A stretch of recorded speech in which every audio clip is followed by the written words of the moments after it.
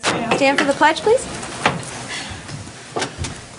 I pledge allegiance to the flag of the United States of America and to the republic for which it stands, one nation, under God, indivisible, with liberty and justice for all.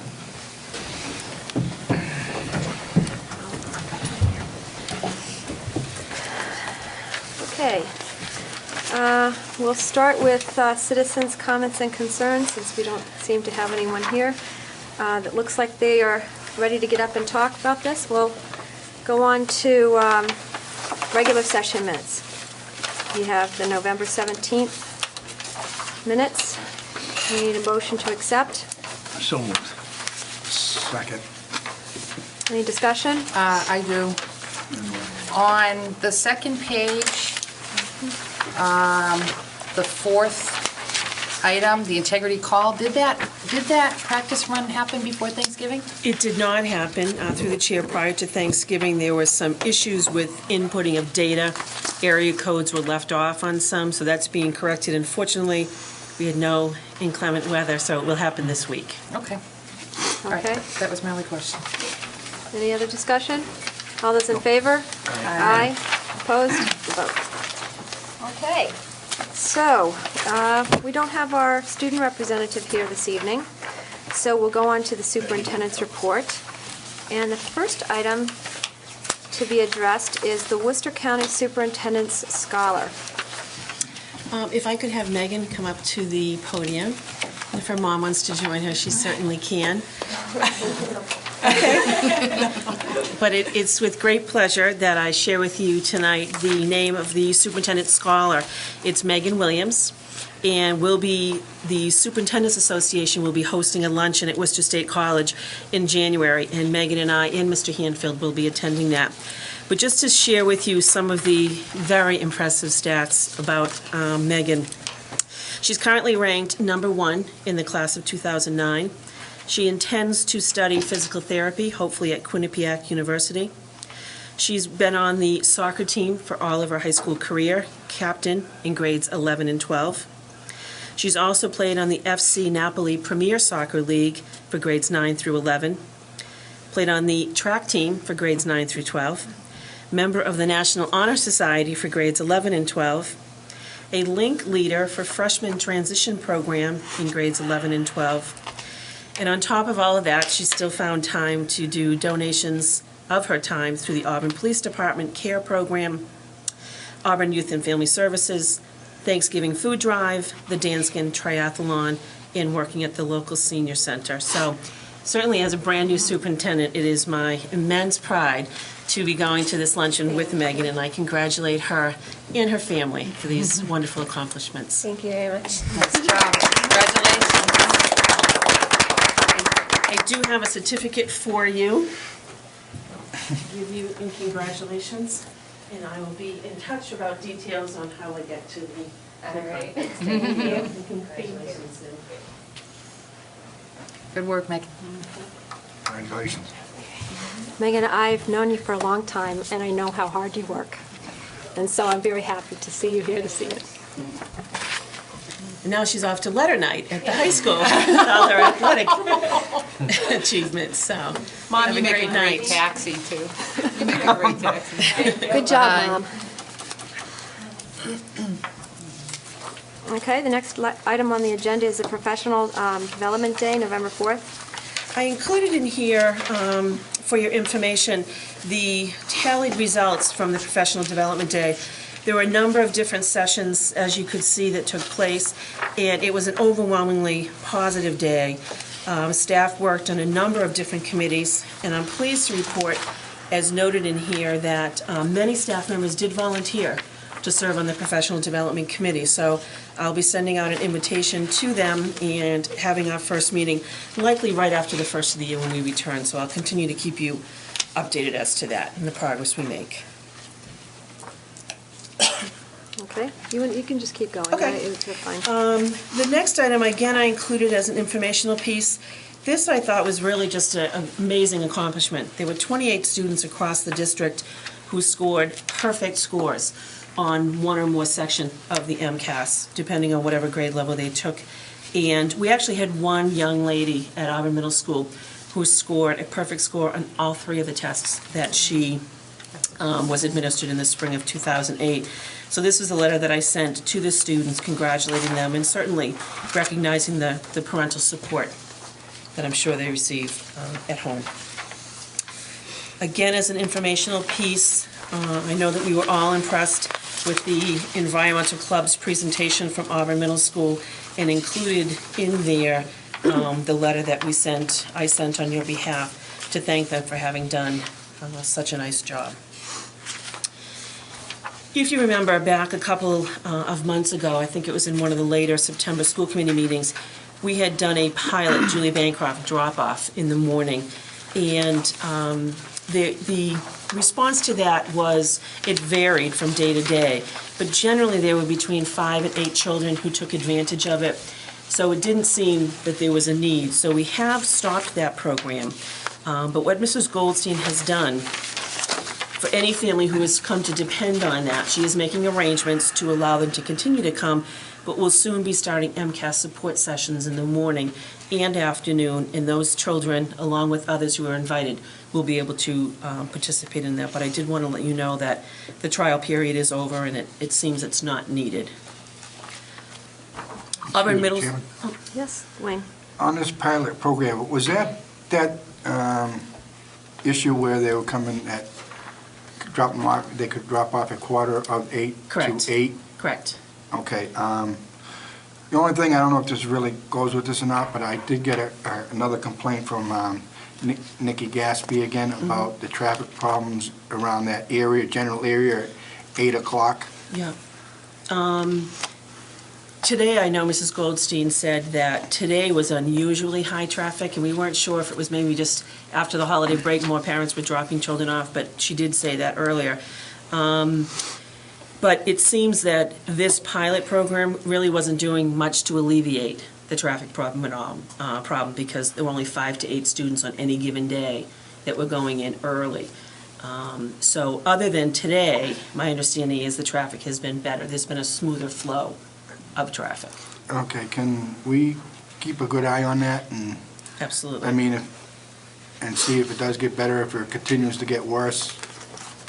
Maybe you talk to, your safety group there, and maybe they can take another look at it and see if there's something we can do to improve that area. I'm not saying it's just school traffic either. I'm saying it's a traffic all in that area because of the way that island is set up over there. It's crazy, and if there's some way we can get with the town or highway surveyor or in police and the schools and maybe come up with another way of doing that. I do think, if I may, through the chair, that the safety committee primarily works on items getting into the schools, obviously, the school parking lot area, and then in the schools. I think the issue, and I find this myself when I pull out of JB at any time, that just the configuration of that island, the traffic coming down Oxford Street North, the traffic coming up this way and trying to cut across, I think it's a bigger problem than we can probably address out there. The island piece of it is my thought.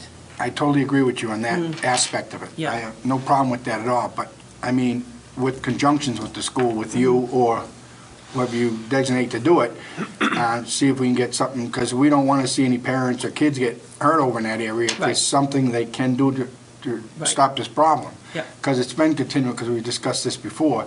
I mean, it may have gotten better. Maybe there's a reason why it got better, and if there is a reason why it got better and we can figure it out and then work on that, then maybe. But if we can just take another look at it. And Sure, and I think in the name of student safety, we continually review all of these types of things, absolutely. Janie? all righty. I would venture to guess that part of the problem, like today, would be inclement weather. I think so, too. I think anytime you have inclement weather, you're going to have a lot more people dropping off, and that'll probably make it a bigger issue. I don't know, it was awful warm today. It was raining. But, no, I'd just like to see that we try to keep a look on it, with maybe some updates, just to make sure that. Do we have a crossing guard out there? We do actually have a crossing guard. She is there.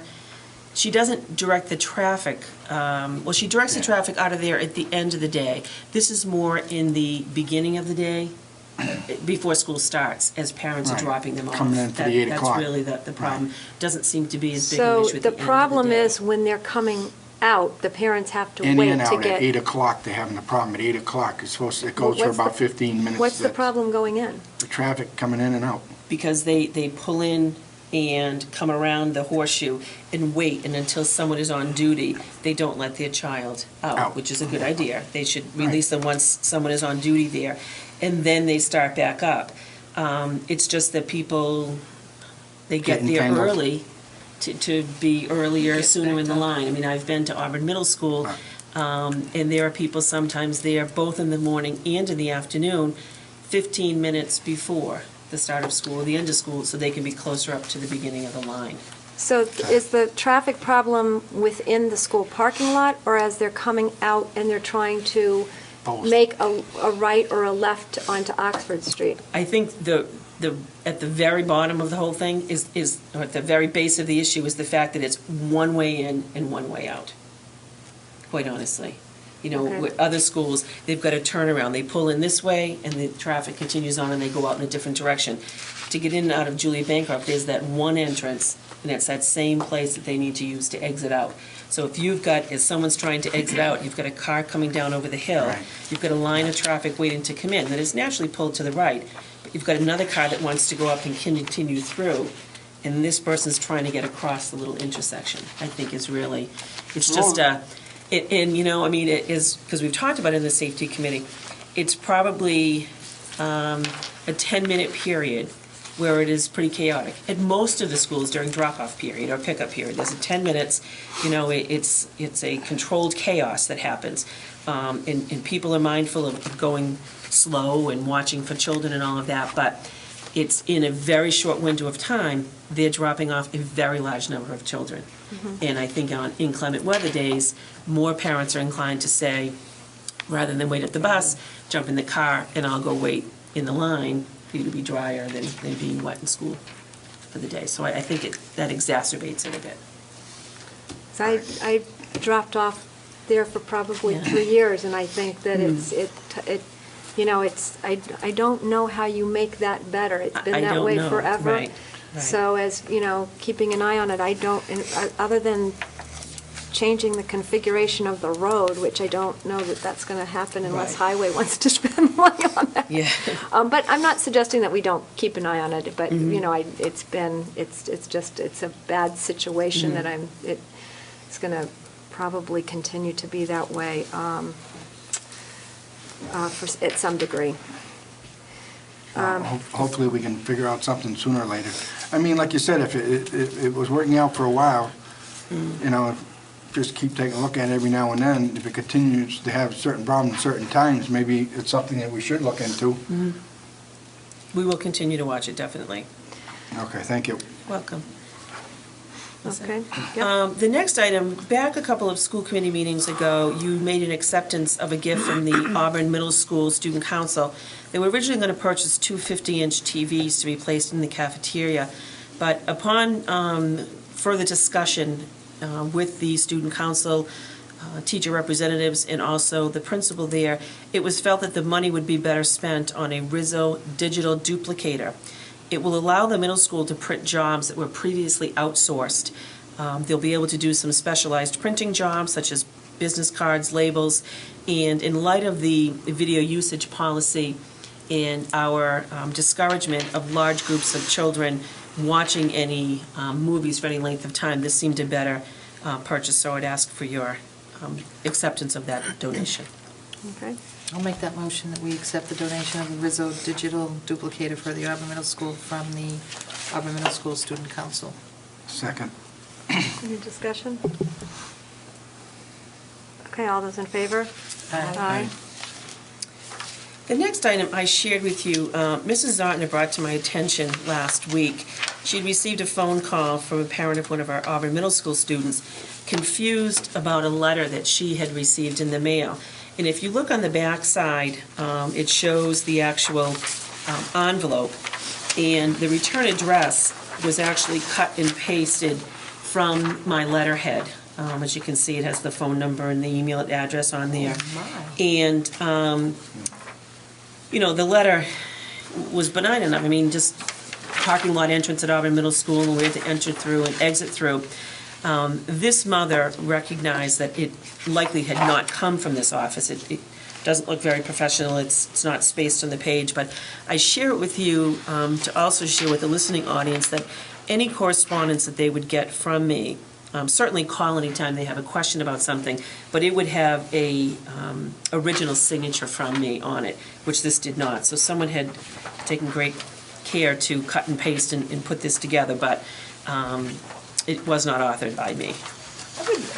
Aren't there legal ramifications to cutting somebody's signature off of something and attaching it to a letter you did not sign? Absolutely, and then putting it through the mail.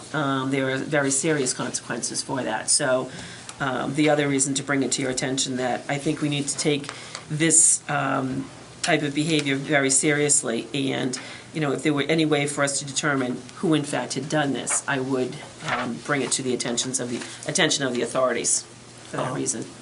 I wonder how many of these went out. They didn't go out to the middle school, did they? And if that's the case, I have a bigger concern, and that's how has someone got the list of names and addresses of middle school students to send these out? Well, the address is incorrect. The address does not match the child's name, but you're right, that's a great point.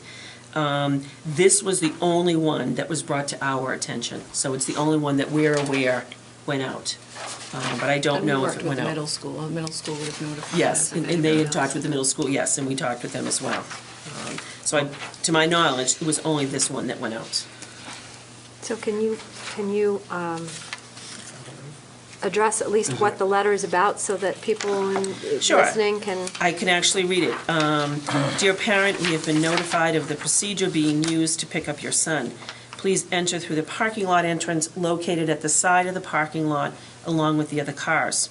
It is strongly advised to never enter through a one-way going the wrong way in fear of causing an accident. The message itself is a fine message.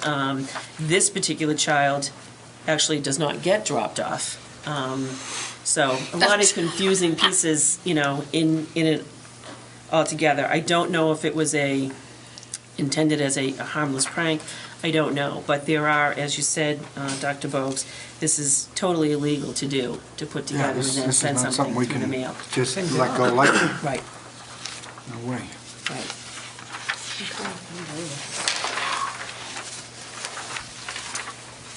I did include in here, as originally promised that I would do, there was an email that came through the school committee email, and it was basically a solicitation regarding a fast athletics program after school.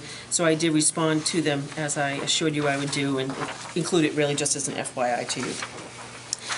And finally, Mr. Page, Mrs. Gibbery, and I had the opportunity to attend what I thought to be a excellent Mass Association School Committee, MASC School Superintendents Conference down in Hyannis the week before the Thanksgiving break. And I will be putting together a summary sheet and providing for you copies of information or links to different information that was shared with us. But I didn't know if anyone wanted to share anything, or we'll just wait and discuss it at the next meeting.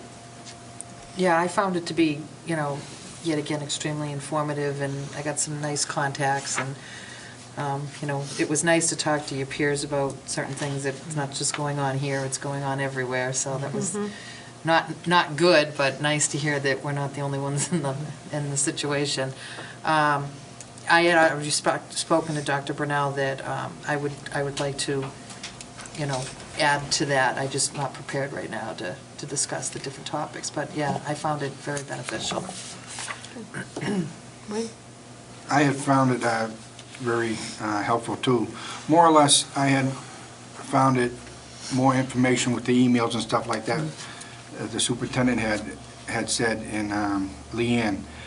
The only thing that kind of I felt a little bit set back as it seems that a lot of it this time was more towards financial money that we're having a hard time getting. And I felt that last year's was much better prepared and much done. they gave you a lot more information last year than they did this year. And it seems like this year, in my opinion, that they strive more on the financial strengths, which we know. We know we're going to have problems with finances. But as far as legal parts of it goes, I went to our Law 201, which was very helpful, and things that we do, as I do as a school committee member, to know that we can do and we can't do. And they put on case-by-case scenarios and everything else, which I thought was very good. I had a little hard time with I went to the special ed class too. And on the special ed, it just seems like, you know, the more the state mandates it, the less money they give you. But these are kids that need the money, and the school systems need the support and the money to take care of them. And it just seems like the state's always saying these things, but produce the money to take care of it, they don't seem to do. Yeah, I think And that's... it makes it much harder to educate these children that need it. They need it, and they deserve it. And it's too bad there isn't some way we can hold the state more accountable for not following their mandates. And that was a big thing I got with special ed. And that's basically it for now. I can have more later on, but those are... If I may just piggyback on what you had said, I do have a list that was talked about regularly, the unfunded mandates, and Leanne and I had actually spoken about this, and the superintendent's group had been collecting, and I do have a paper, I just made a note to be sure and include it in the next school committee packet, that there is a listing of the unfunded mandates that are continually put upon schools with, and have, you know, in order to fulfill them or comply with those, dollars need to be associated with them, but yet there's no dollars that come our way to do so. So I certainly will add that. And I would agree that there was, I wasn't there obviously last year, but considerable emphasis on the financial state, no matter what session you were in. And by all accounts that, as we all know, the state is not in good shape, and it's very likely what they're saying is to plan for, you know, potentially a 10% cut in local aid that's coming to districts. So we will be struggling to deal with that without question. 10% across the board or 10% in Chapter 7? You know, it depends who you talk to, quite honestly, Dr. Bogues, in that. Some would say across the board local aid, some would say Chapter 70. So we continue to be hopeful that the governor doesn't use the 9C cuts and cut in the Chapter 70 or local aid for the current fiscal year. But we don't know that yet either. And you don't even know if it's going to be more than 10% It either. could very well be worse than that, right? Not only that, I think the most thing that I heard them talking about is 2010 is going to probably be the worst year of all. Which is what So, which was what we're going into now. Yep. So, and they said if there's going to be any more major problems or cuts, most likely will be in January. Right. Right. Okay. Unfinished business? Just listed on here, I did pass out to you the minutes of the latest PMT meeting. Our next meeting is a week from Thursday at 6:30, followed by SBC, at 7. The next item regarding the meeting with representatives from the Board of Selectmen and Finance Committee, just to provide you with an update. As you know, a letter was sent on behalf of the school committee suggesting that representatives perhaps from the Board of Selectmen and Finance Committee get together with representatives from the school committee. And the intention of those discussions was really to discuss what are the challenges that we're facing. How do we work together to try and best meet those in light of the fact that we know that we're in tight fiscal times. Likely in FY10, there'll be tighter fiscal times, and unsure what fiscal 2011, quite honestly, will bring. I'm not sure that we can predict that at this point.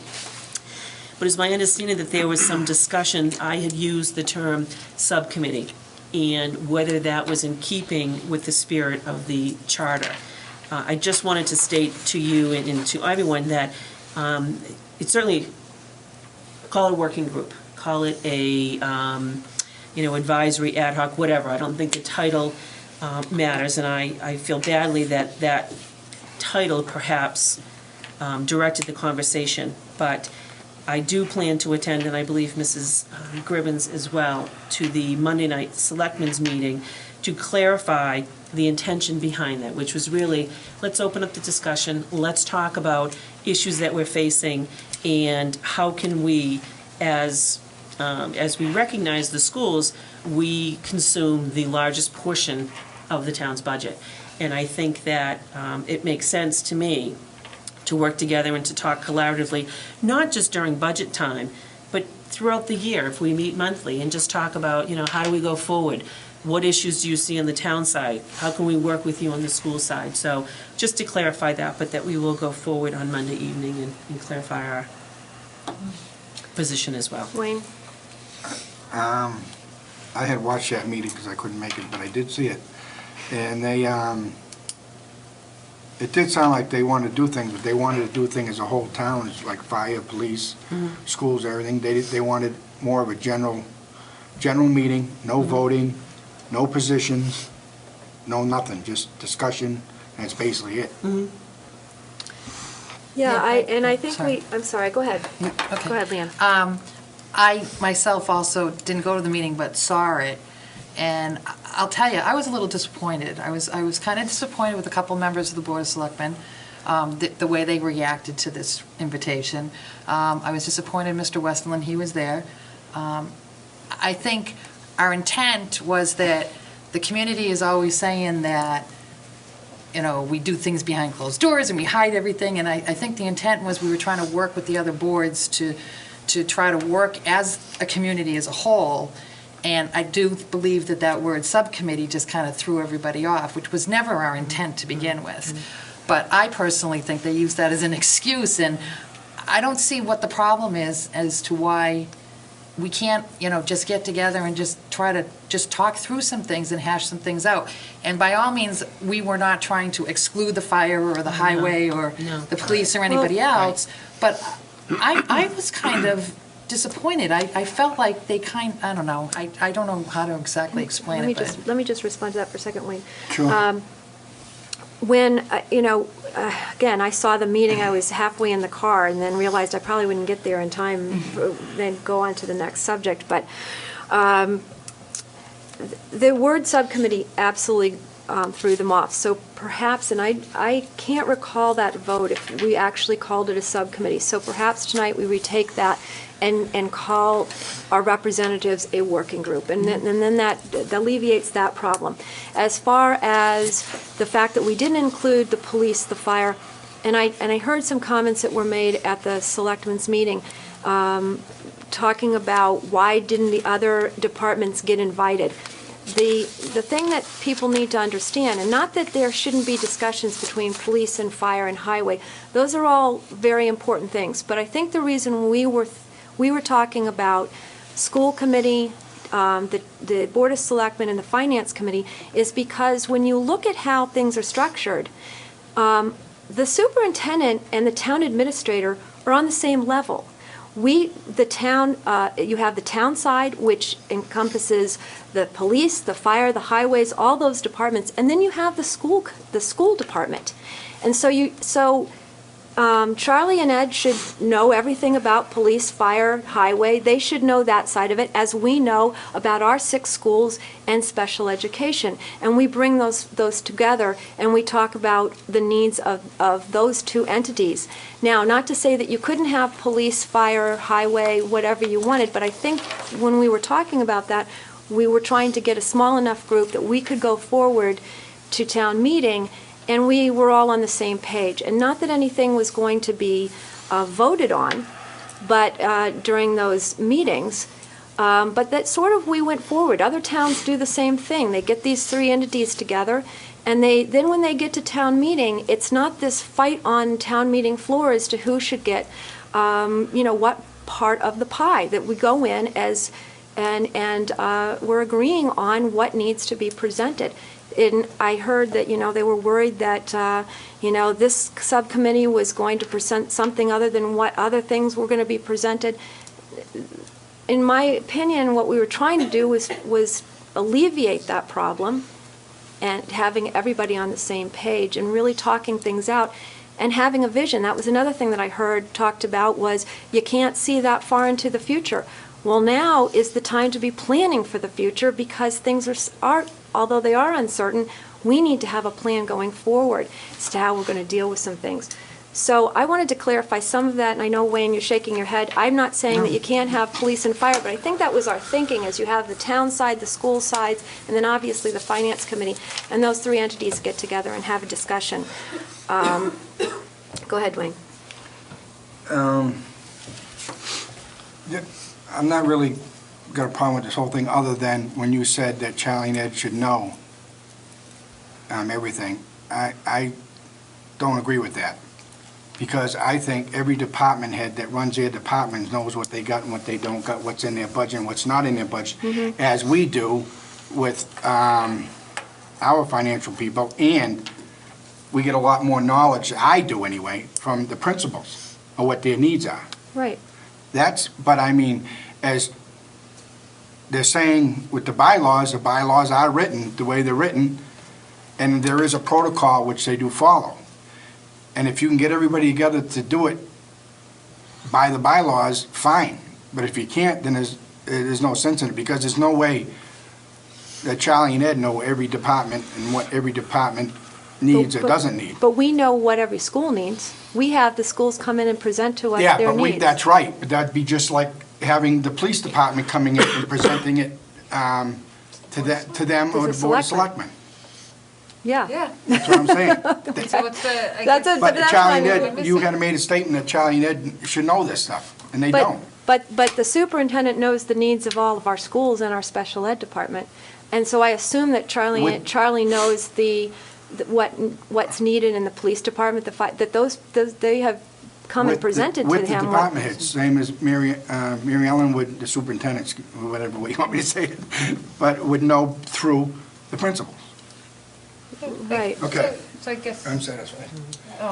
yeah, I was just kind of looking for the difference, just as the schools all present. Well, the difference, I think, is that every other department brings its budget by line item through Charlie and Eddie, who work on the line items. Now, whether or not that's screened later on by the selectmen, the charter certainly leaves room for it to be screened by selectmen. Whether or not, I don't know.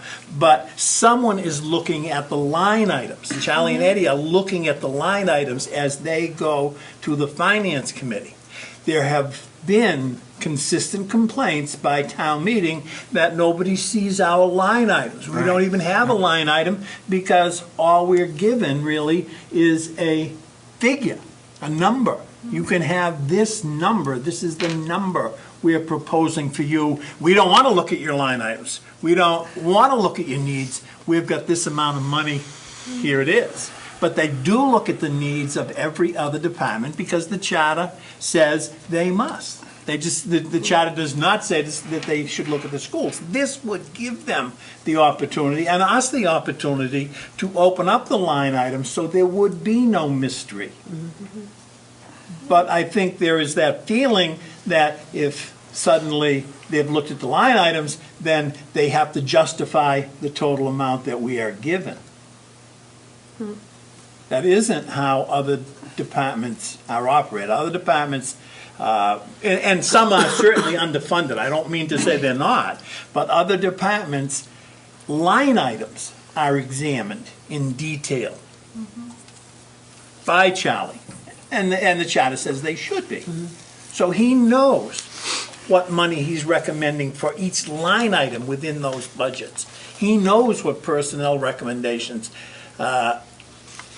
he's going to support. The department head, of course, has recommendations, but they know, Charlie knows before it goes to the finance committee, which of these personnel recommendations he's going to support, or they're going to support. We don't have that opportunity to make a case for what we believe we need in the budget. And you know, I'm not saying we would get more by doing this. We would probably not get a cent more.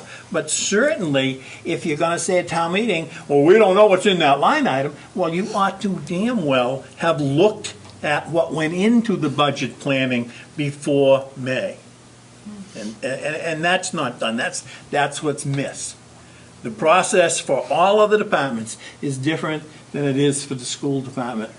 And I think this effort to get a working group was an attempt so that, at least we would have some forum at which our needs could be discussed with those people who have an equal interest in it at town meeting. Finance committee, the town administrator, the town accountant, the board of selectmen should know what it is and what we would lose or what we would gain from the figure that is recommended for us.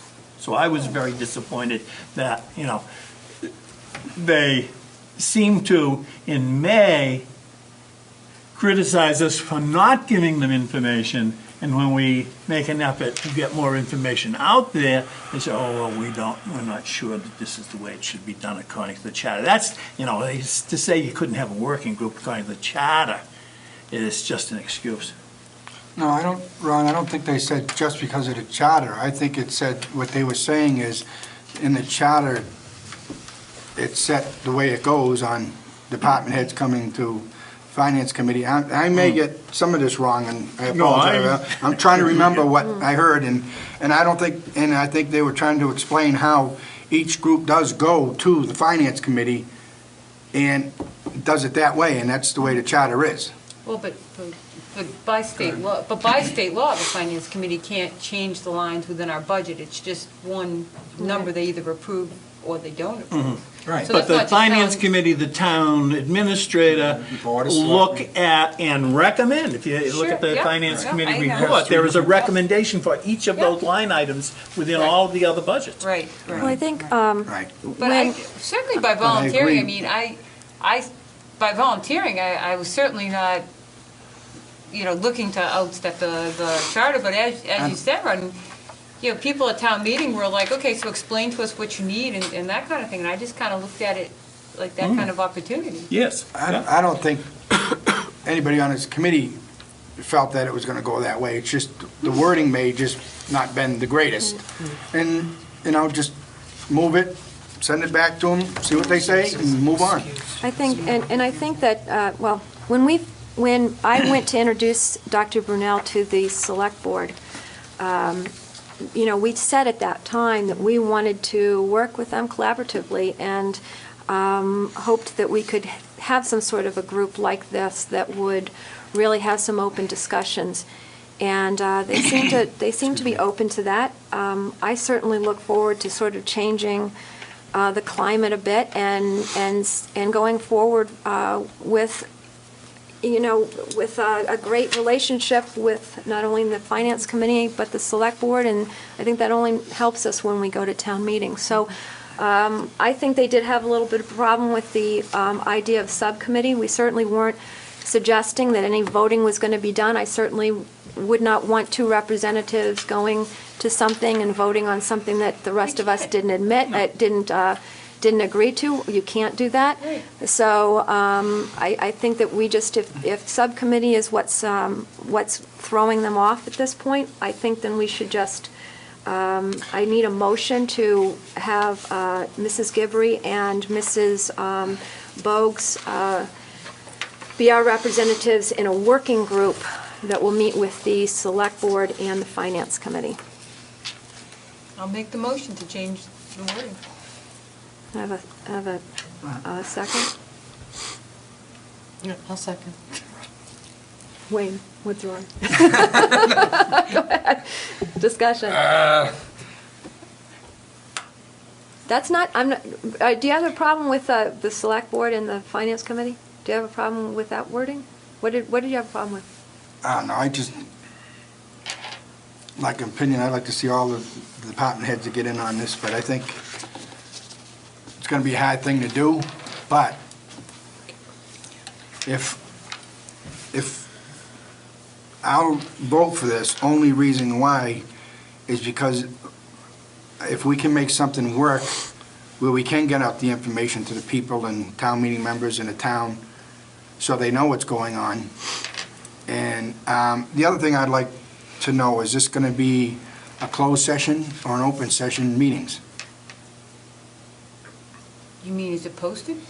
Is it going to be posted, is it going to be televised, or is it not going to be televised? Leanne had said something about getting information out, and I would kind of think that would be one way of getting the information out, or, I don't know. I don't think you can have I'm them asking. closed. Yeah. You can't have them closed. Whether you can have them televised is one thing, but. no, I'd like to make sure, and it's up to the board, but I would like to make sure that these meetings are open to the public. They have to be. Well, I think the meetings Okay. would be open to the Well- public. I don't think they're going to be televised, but it would be our Well, we can responsibility to televise it, or they bring can- back to the committee as a Right. whole on television and Long- discuss and disclose what Right. was discussed Right. at the meeting. Okay, as long as it's going to be an open. Well, yeah, the meeting itself has to be. Well, I just want to clarify it, that's all, that it's going to be an open meeting for the public and can attend. And I don't. I'm satisfied with that. And I don't know about the rest of you. I mean, do you feel like if the select board feels that we should have, the police and the fire there in these discussions, I mean, I don't have a problem Good. with that. I Okay. I was just trying to just get a working group together that was going to be able to work so Well, you do didn't you- have too many people, but I don't Okay, have if a you- problem with it. Go ahead. In my opinion, that's kind of their call. No, Right. that's right, That's but the thing town is, board. I mean, because we have the budgets for the 6 schools and the special ed that we control, and we're saying, okay, we think the 2 members of the school committee can represent that fairly to the rest Right. of the town. So I would think Okay. that whoever the town manager thinks is Yeah. necessary to represent the positions But I- of those departments. but I think in good faith that us as a school committee that wanted to move this forward and get the discussion going, that we should invite the police and fire, and I'm not saying they have to Well, go. That's You know not our what? place. But You know that's what? not a You know problem what? with When Dr. Brunel, when Dr. Brunel and I go forward on Monday night, we will certainly convey that to them, that if they wish to have members from other departments come in, that we would have no problem with that. Okay, that's good. Yep. That's fine, thank you. All right, so there's a motion made and Yep. seconded. Okay, any more What was the discussion? motion again? To change the wording from subcommittee to working group. Okay, that's it. Yep. Okay, all those in favor? Aye. Opposed? Okay. If I may, through the chair, just as a follow-up to that, I happened to be speaking with Chief Slucas the day after the Board of Selectmen's meeting aired, and explained to him that this certainly was not intended in any way, shape, or form to be a divisive group. It was that's- truly to be a collaborative group, and he said, I understood that and very comfortable, and I think that anyone that they want to invite to the table, it's really about having discussions and planning together as we move forward was the intent behind it, so, thank you. The next item is the follow-up regarding, excuse me, the Auburn High baseball field usage. And as I put in the memo, I think it's important that we attempt to address this issue in 3 parts, at least as I would see them, and certainly turn to the chair for her direction. I think first, we need to set, or the school committee should set a fee for the use of the baseball field by special permit only. What that would do is complete the fee schedule for the fields, irregardless of whether you ever impose those fees, that you have a completed fee schedule. Secondly, Mr. Didi did attend the Parks Department meeting on November 24th, and he will have some information to share and their recommendations on that process. And then thirdly, to decide where you want to go with the vote that was taken, as I listed in here, at the September 15th school committee meeting, allowing Worcester State College to use the baseball field, so long as it did not interfere with an Auburn group to be used. So I would encourage you to follow along in those order, if possible. Mr. Didi, do you want to fill us in on that meeting? Sure. Through the chair, I met with the Parks Department last Monday evening, and we had a very constructive and very, very informative meeting. And my charge that evening was to solicit from the Parks Department any concerns that they had about the wear and tear of the baseball field, the softball field at Auburn High School. We talked about several issues. Number one, drainage on the first baseline, the third baseline. Number two, about the fact that the fence in left field and right field is, 300 feet, if you will, and that the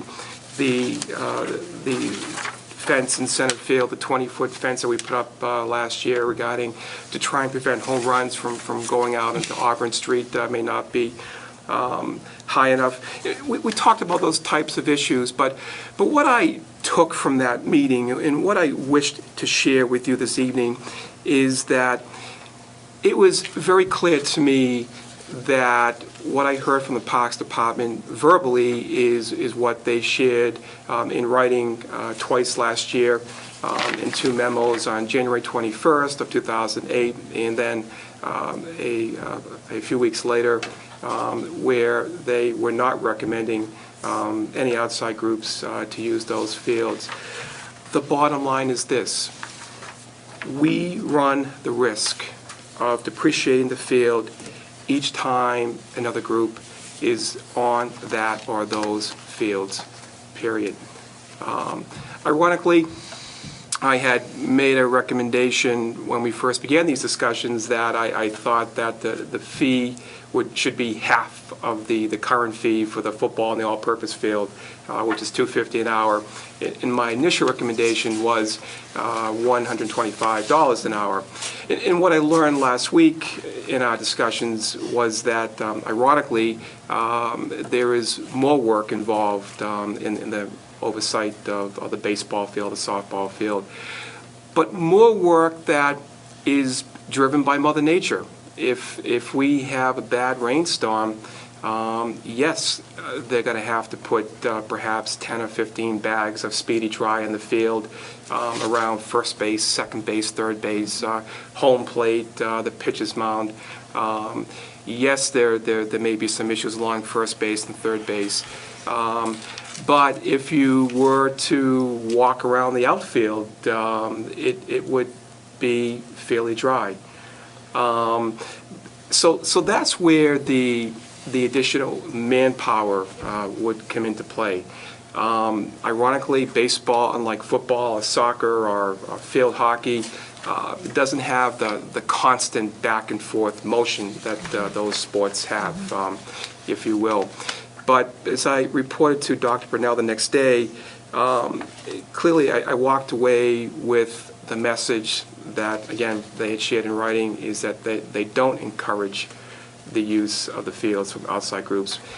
Those fields were built for students, for the citizens of Auburn, and again, with the additional use, they depreciate, if you will, every time they are used. The other thing, too, is that Worcester State Dr. Baker sent me a letter just prior to the Thanksgiving break, and they have amended their request from 10 dates to 5. I think I mentioned at my last meeting that he had talked about that, and he did follow up in writing as well. Unfortunately, these dates are the latter part of March, when we run the risk of still having snow, or if not, it just being wet, period. Wet season, yeah. The wet season. And there is one day, the first weekend in April, that they're looking at as well. So, if I may, through the chair, also as part of this discussion, in addition to attending the meeting, I prepared for the committee 2 surveys. I surveyed my colleagues in Southern Worcester County regarding what they charge for the use of their fields, and you have that in your packet. Of the districts that I surveyed, the only district that has a field similar to Auburn is Wachusett, with their turf field. And then secondly, I also included, I went online to Superintendent, and I downloaded and shared with you just a survey of fees across the Commonwealth. And the third part of the exercise, if I may, is I prepared for the committee 4 different scenarios. I prepared 4 different profit and loss scenarios, and I used, to do that exercise, 4 different hourly rates. $125 an hour, $150 an hour, $200 an hour, and then $250 an hour. And if I may, through the chair, just in the first scenario, I made 1 or 2 assumptions. Number 1, again, the first assumption is the hourly rate for the fee. The second assumption is the $50 for lights, which is an approved number. The third is a correction. The Parks Department payment is $90 for the 3-hour minimum. It's not $90 per hour, but $90 for a 3-hour minimum. And then beyond that is $30 an hour. And then, again, walking through the exercise on the profit and loss, I identified what our potential revenues would be for the fee cost, the lights, and the Parks Department coverage. And again, using 3 hours as the basis for running these figures. And then the expenses. And again, here, the expenses I'm looking at, again, paying to the Parks Department their 3-hour minimum, $90. The supplies and materials, that number could change. As I said, Mother Nature, we could have a torrential rainstorm, and it would be required to use 20 bags of Speedy Dry, and what the cost may be there. And then the lights. And in terms of the lights, again, we have an approved number for an hourly rate. I ran a calculation in terms of that, and I erred on the higher side. I rounded up in terms of what I thought it might cost us. But to run that calculation, I used a set figure that I had from Musco in terms of the kilowatt usage. And then I looked at the number of lights that are over at the baseball field, and then I used our new, as of today, kilowatt hour to come up with the number. And the actual number was a little bit less than $21, but I decided to round it up. So, but as you can see in each of the scenarios that I've prepared, the bottom line is that there is a profit to begin. Happy to answer any questions. Janie? First of all, Dan, thanks for doing this. I know it at least helped me, and I'm sure it helped other members of the committee, because we had asked you to do this, and now I guess we can see. So this is the profit per game? Yes, right, that'd be per game. Okay. I just want to throw this out there for the other committee members to think about.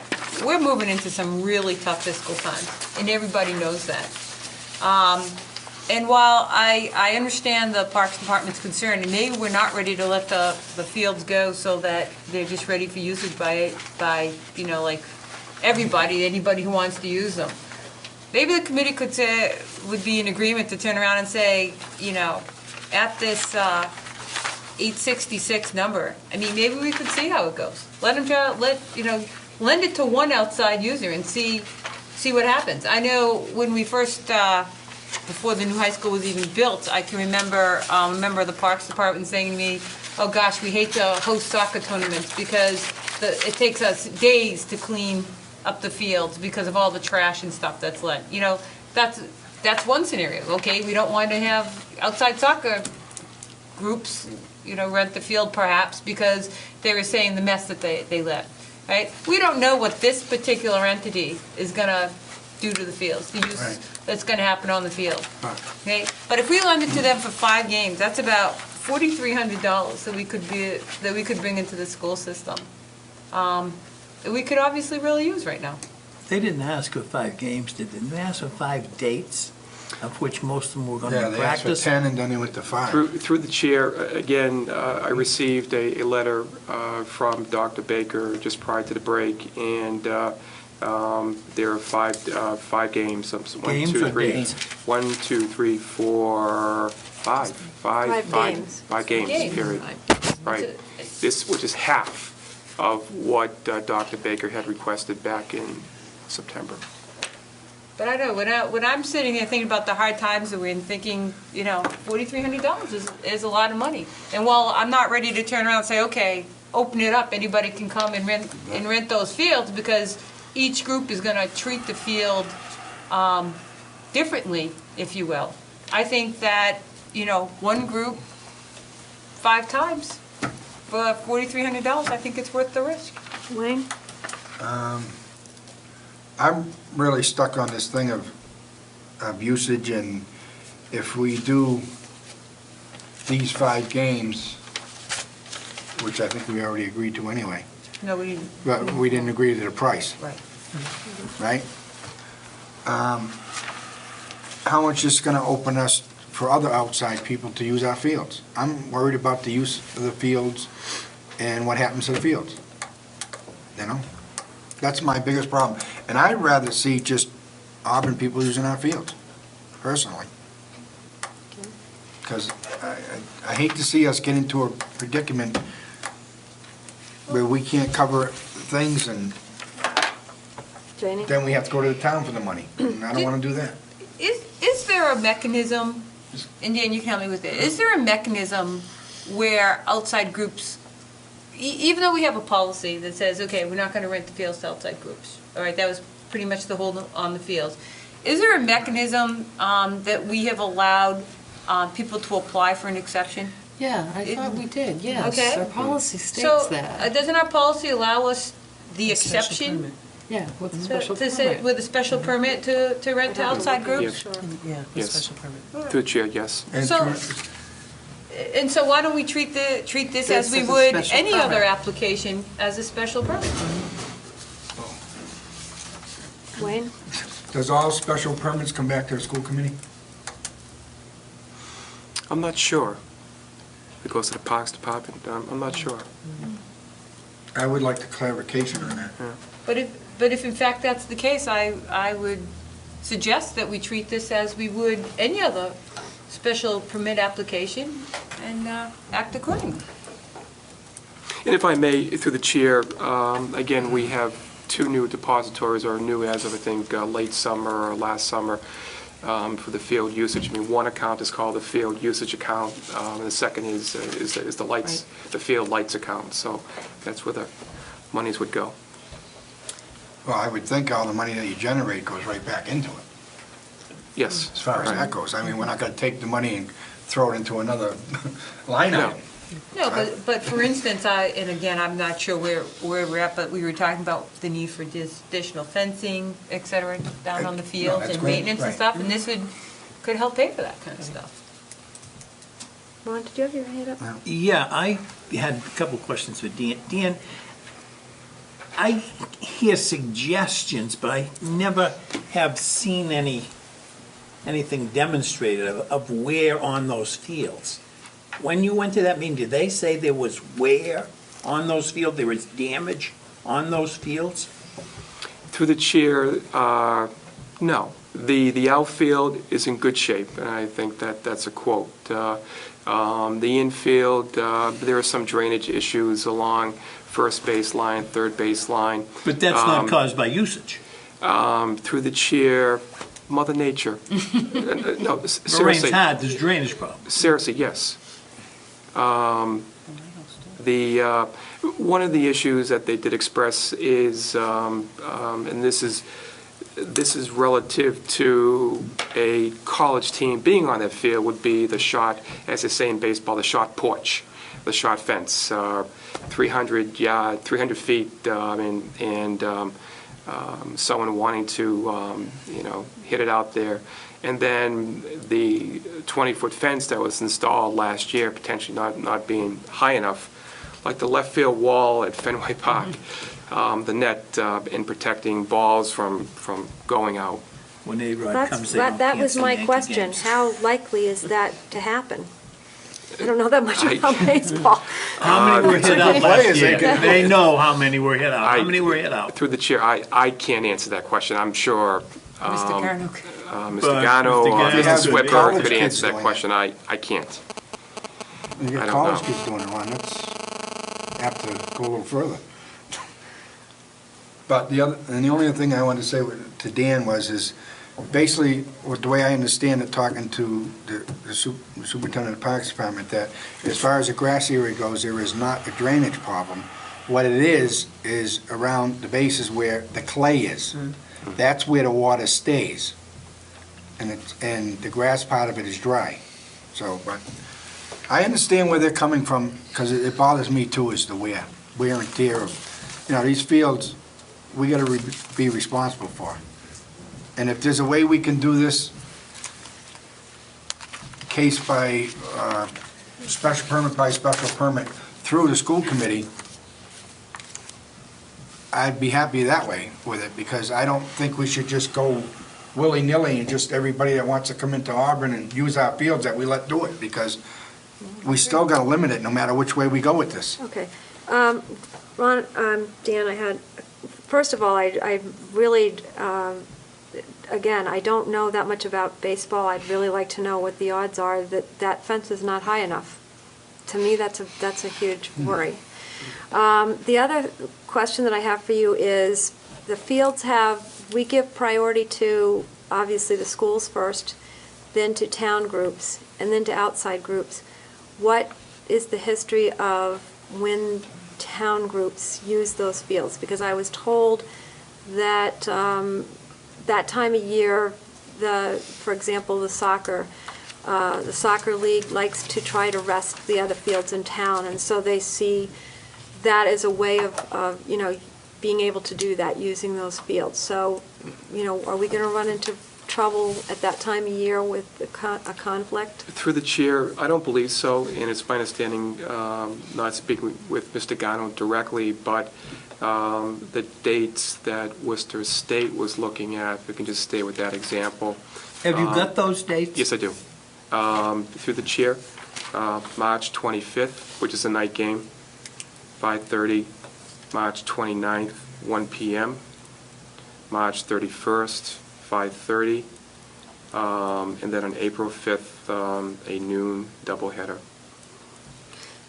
So there's 4 days, but one 4 of days, them. Last fine. one, Dan, sorry. April 5th, a doubleheader. And again, this is just prior to the Thanksgiving break. No. Thanksgiving? No. Well, Easter. he requested. April. I received this. I was going to say. I received I was going to say, You celebrate Thanksgiving at a Usually different November. time than the rest of us. March 25th again, at this what time? letter came in just prior to the break. 5:30, yeah. So we don't see town soccer needing those fields at that time of year? Are there requests later in April? It is my understanding that these dates, when they were proposed way back when, that there would be no conflict with town groups. And again, there's only 5 dates. I mean, they're not looking to practice on these fields, there's 5 dates. Yeah, I understand. We but understand what you're saying, Janie, as far as that goes. I understand, but the policy says I understand that. that town gets it first. So Right. if they're telling me, and I don't know what dates these are, like if they're during the week or on weekends, but if they've got games set up, the town leagues have games set up, this is going to be in direct conflict with our policy. But- The soccer won't play games So on that field. on the baseball field, No, not Okay, baseball. well, then practice. I mean, I'm Okay, just they trying. might have practice. I'm just I will I'm just agree with you asking, there. That has could be- anybody looked at the schedule from last year to see when town soccer started using those fields? If I may, through the chair, I don't have the packet in front of me, but back before this, when this was first presented to the school committee, it was requested that I go back and speak with Mr. Garno, who then, and we presented to you, I don't remember all the groups that were contacted, but AAU was contacted. There were 4 or 5 different groups, and it was in a packet that said, this would not interfere, this would not interfere. And the way that your original motion had read back on September 15th, which was passed, was so long as they don't interfere with Auburn schools or Auburn groups, Okay, recognizing that they have first priority.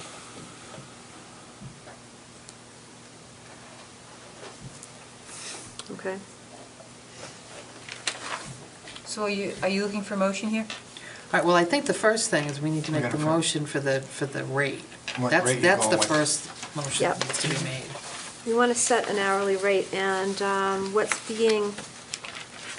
is being recommended is the $250 per hour. That's your recommendation? Through the chair, from the superintendent and myself, Yes. yes. All right, I'll make a motion that we accept the superintendent's recommendation of $250 an hour for use of the high school baseball field by, But no, just. No? just Okay. it, baseball or softball. baseball or softball. It should read, to set the hourly rate for use of the Auburn High baseball or softball fields for non-Auburn groups by special permit only at $250 per hour. So moved. Second. Okay, discussion. Wayne? Who is the special permit going to? It just means if a special permit is approved, Right. that's what it would be. I know, but You're asking who approves who's the approves the special permit? Could be the committee. I believe it is the school committee. I don't have the policy in front of me to be sure. What, if any, say the parks have in approving special permits. But it would certainly say they need to come before a board, and likely this board, I would think, but I just don't have the policy in front of me to say definitively. So it's not wide open You use. approved the one for the AAU when Mr. Wallace came forward in Right, right. spring last Who year. did, the school committee? We did, Yes. yeah. Mhm. Yep. Well, that's Okay, where I wanted to go at this point. okay, any Can we more discussion? Put that in the motion, or just? Well, that's just, we're just doing the rate. Rate, it's just the Wayne, rate. it's just the rate, it's got nothing to do But with. what he's saying is, But I'm saying- he's saying, he knows what he wants to make Right. sure I that want- that special permit is approved by us By and the not school by. committee, so. But that just should be a can we separate add that? motion No, from- no, from the no. rate. In No, order for him read to it be again. able to approve this, Yeah, he read- wants to know who's giving the special That's right. permit. Yeah, read it Can I I want amend- that added to To the set approval. the hourly rate for use of the Auburn High baseball or softball fields for non-Auburn groups by special permit only at $250 per hour. Can I Right, amend my? special permit only granted by the school committee at Can I- 250. Just add those. Can I just Yeah. amend my motion then? All right. After the words "by special permit," just add the words "approved by the school committee." Yeah. Okay? Right. Okay? Yes. Leanne, You have is that all to, right? you have to amend your seconds. But do we have the authority to do that without, I want that added. I know, but I don't know if we've got the authority to do that, do we? Sure. Of course we do. Can we, That's what they're telling do me. we have the authority to say we're the ones that have to approve the special permit? Yeah. For outside It's our- groups. it's our- Okay, that's, okay, all right. You have to then amend your second. I'll, I'll amend I'll accept your amendment. okay. Okay, any more discussion? All those in favor? Aye. Aye. Opposed? Okay, so now we need to have a motion about whether or not we are going to allow Worcester State College to use the baseball fields in March and April of 2009.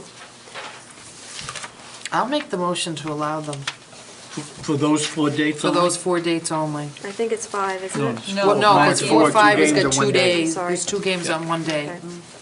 I'll second. Discussion.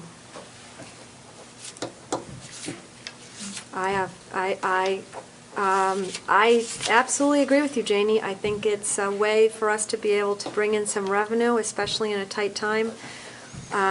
If you guys want to put this on hold until, my question is that fence high enough for the people who are playing?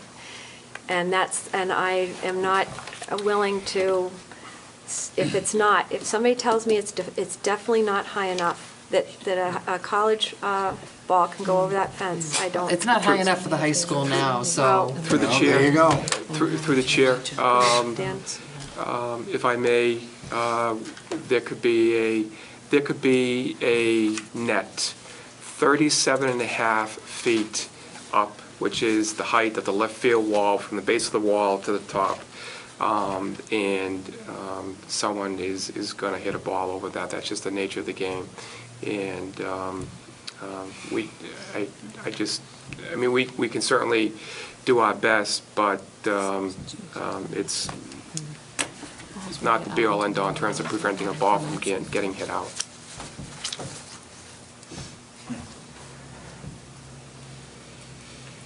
If that happens, whose responsibilities are gonna be then?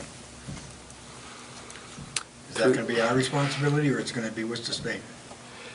Through the chair, that's something that I can certainly negotiate with the college. That they would carry the appropriate liability insurance in the event of an accident of any sort. I mean, the last time we discussed this, we talked about liability, that kind of stuff. Yeah, we Well, gotta, it's covered in under the indemnity. town's liability policy. In the indemnity, yeah, but remember the last time I had asked him if the contract we signed with people to use the field have indemnity clauses in them, and you said you thought they did. I have one other question.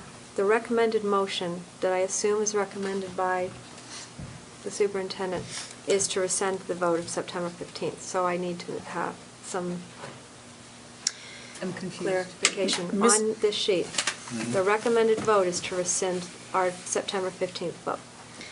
If I may clarify, I think that this, I really think that we need to come, or would recommend that a decision be made this evening. Dr. Baker continues to contact Mr. Didi in the school department. He has got to make plans for this. Back on September 15th, it was his understanding that approval had been given, and I know questions were raised. So our recommendation, based on Mr. Didi having gone to the Parks Department, was to say, if the committee is not yet ready or willing, and perhaps it's a discussion that, to make a decision on this and save the discussion for a later date, when there is not a application before you, where you can discuss it in general about, do you want to let non-Auburn groups use the fields, as opposed to discussing it in the context of this particular request, might be a way for you to go forward. I too see this as a way to generate some income that would be put into an account that would be used for the exclusive purpose of those fields. The recommended motion was really to try and move forward and bring a motion so that we can let Dr. Baker know tomorrow. I mean, I think in fairness to him and his program, he needs to either know that he has use of Auburn High fields or make alternate plans. I still think, If that was the motion that we passed, then there's no need to rescind it with the present motion. In fact, there's no need to even make a present motion.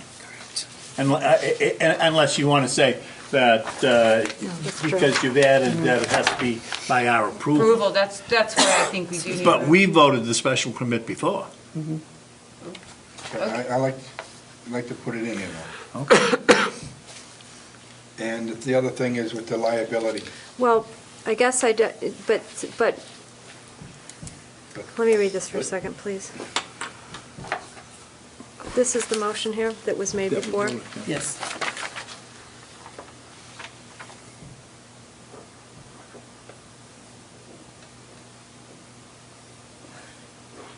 Okay, so Wayne, if we go ahead with this vote, it doesn't, there's no reason for this vote. There's no, now, if you want to make a motion to rescind the vote, you can, but there's no need for the motion that's on the floor right now, because it's basically saying exactly what was said at the September 15th meeting.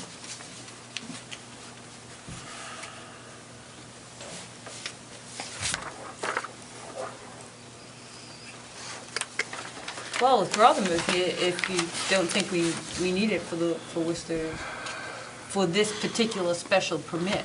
All right, so you're I suggesting. want it added, yeah, I want that special permit thing added in, and But Wayne, that was You're for the saying rate. it's covered. The special permit was only for the rate.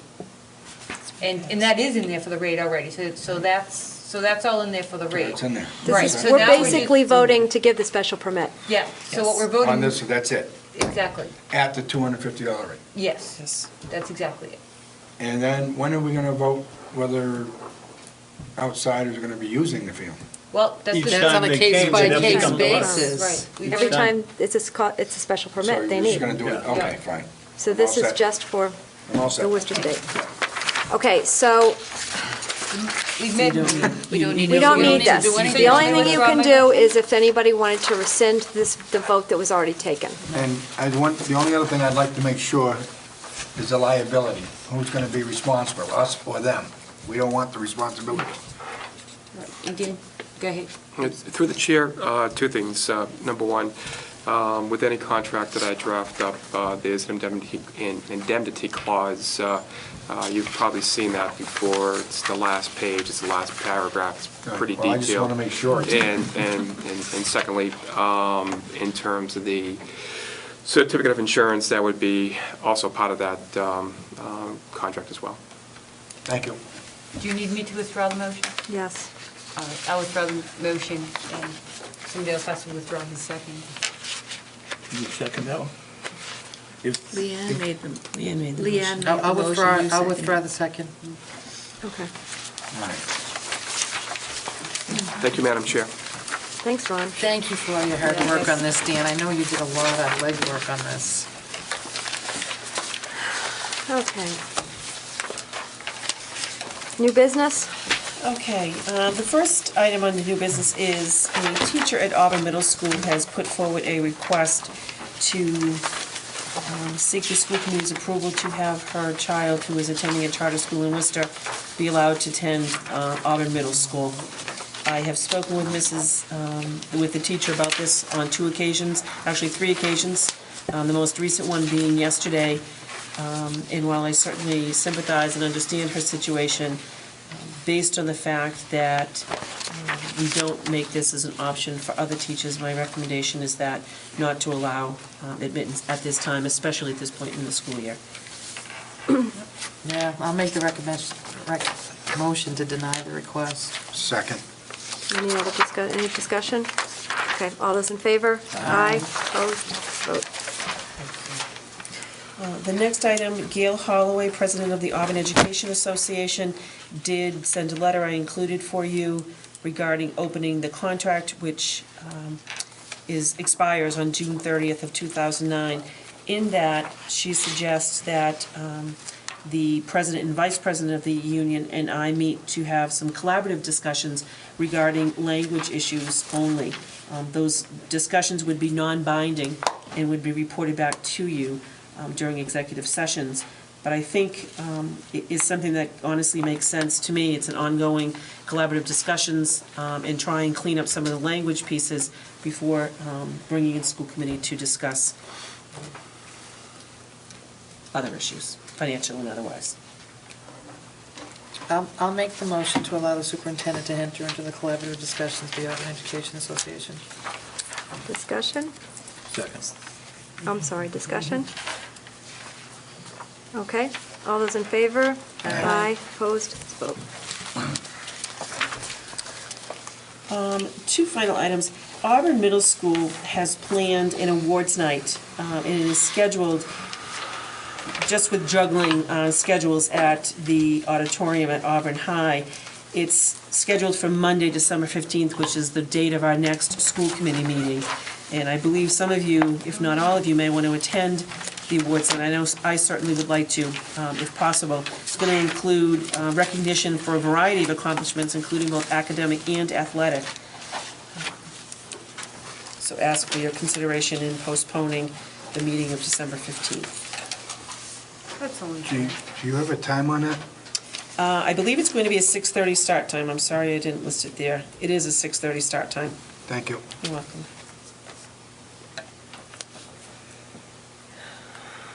Okay, so we need to discuss perhaps changing the night of our meeting. Or moving it to earlier, whatever. Well, we couldn't get much earlier than 6:30 on the 15th, right?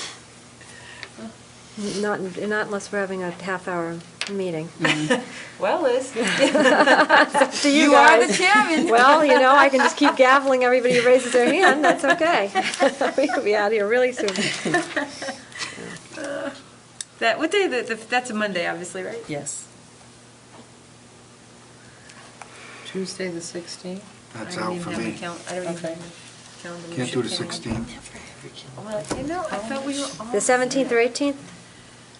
17th, fine. Okay, 17th, yeah. 17th? Can anybody do the 18th? I can do the 18th. I think I'm out on the I 18th. can't think do you the can. 18th. Me either.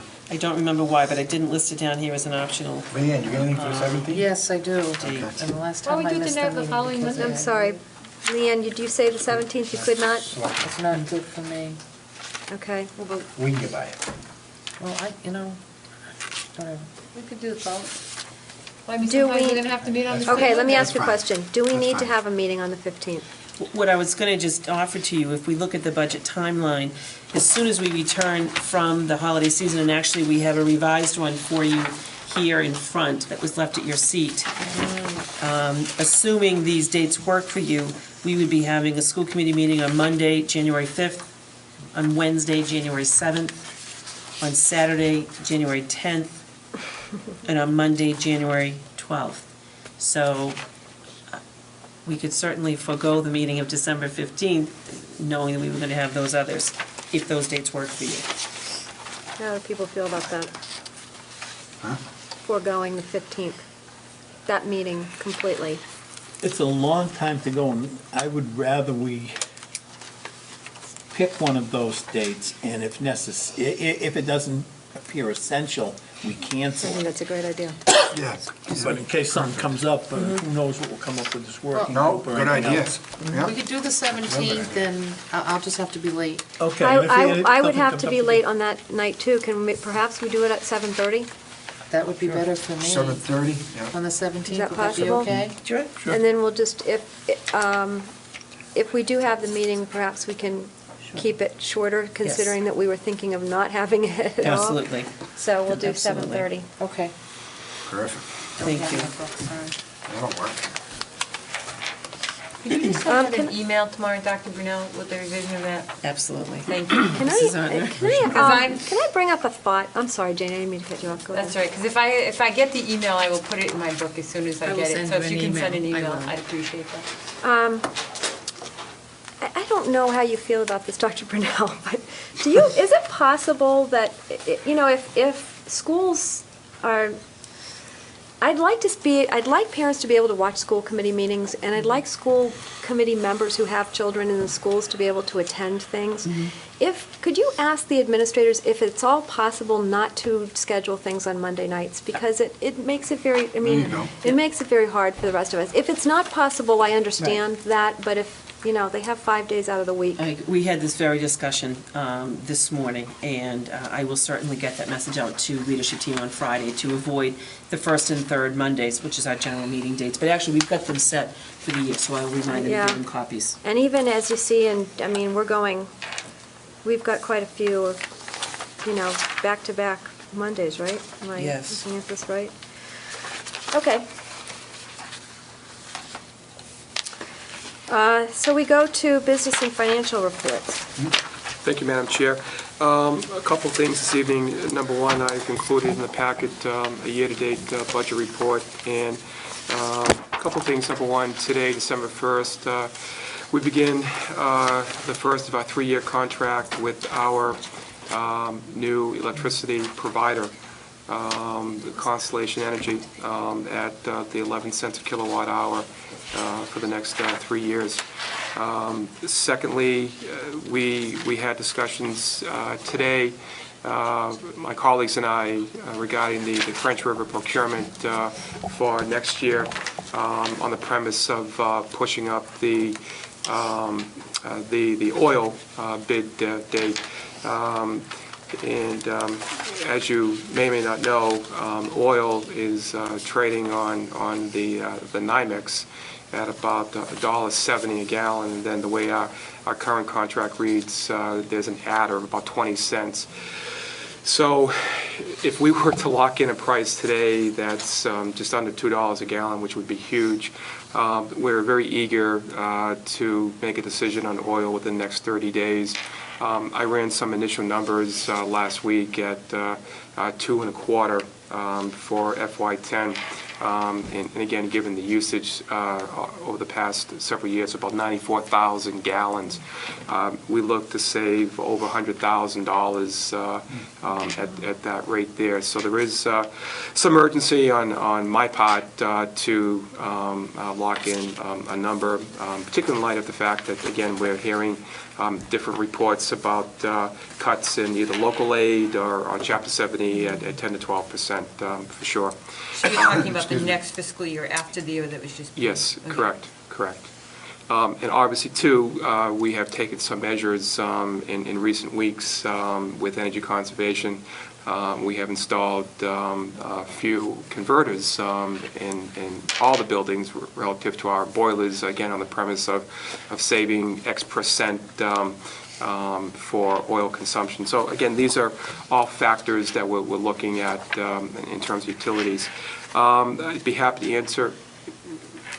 Now, I just wanted to ask you a question, if you know it. How are the boilers, other than the high school, how are they maintenance-wise? Are they up to... Ironically, through the chair, as you review the bill schedule this week, you will see several invoices on the cleaning of a number of boilers. And you'll also see in those invoices that some additional work had to be done. But overall, they are running well. And we did make an investment of about $26,000 for these fuel converters that was completed, again, just prior to the Thanksgiving break, and on the premise that we will realize a savings this fiscal year and then carry forward for the future. Thank you. Can I ask a question to the Yes, chair? ma'am. Dan, just to educate me a little bit, on looking at the year-to-date budget, the percent used, if it's already at 100%, do we need to be scared for the next 6 months? No. Through the chair, you see that there are a number of encumbrances that may need to be corrected. Got it, okay. If you look on the very last page, you'll see a bottom line there as to where we're at. I have recommended to Dr. Brunel that in the next several weeks that as we gear up for FY10 and not knowing what's in store other than not good news, is that we'll need to restructure the budget probably after the holidays. We had talked about this last year, and I think it wasn't until later on in the year. So I'm eager to do that restructuring after the holidays as we go forward. One of the big concerns that I have is to have a cost savings with our circuit breaker funds for next year. Historically, at least the past couple of years, we've brought forward the last quarter's payment as an offset for the budget, for the following year's budget. I'm again hearing what we're hearing about the percentage of cuts, looking to perhaps bring forward both the third and the fourth quarter payments in circuit breaker. And again, with circuit breaker, you have up to 2 years to expend those dollars. But in doing so, we'll need to do some restructuring here, particularly in terms of the special ed budget.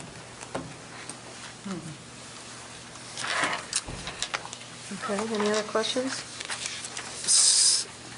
Secondly, as Mr. Hanfield noted at the previous meeting, the high school will be receiving regular payments from Ohio Pile throughout the year.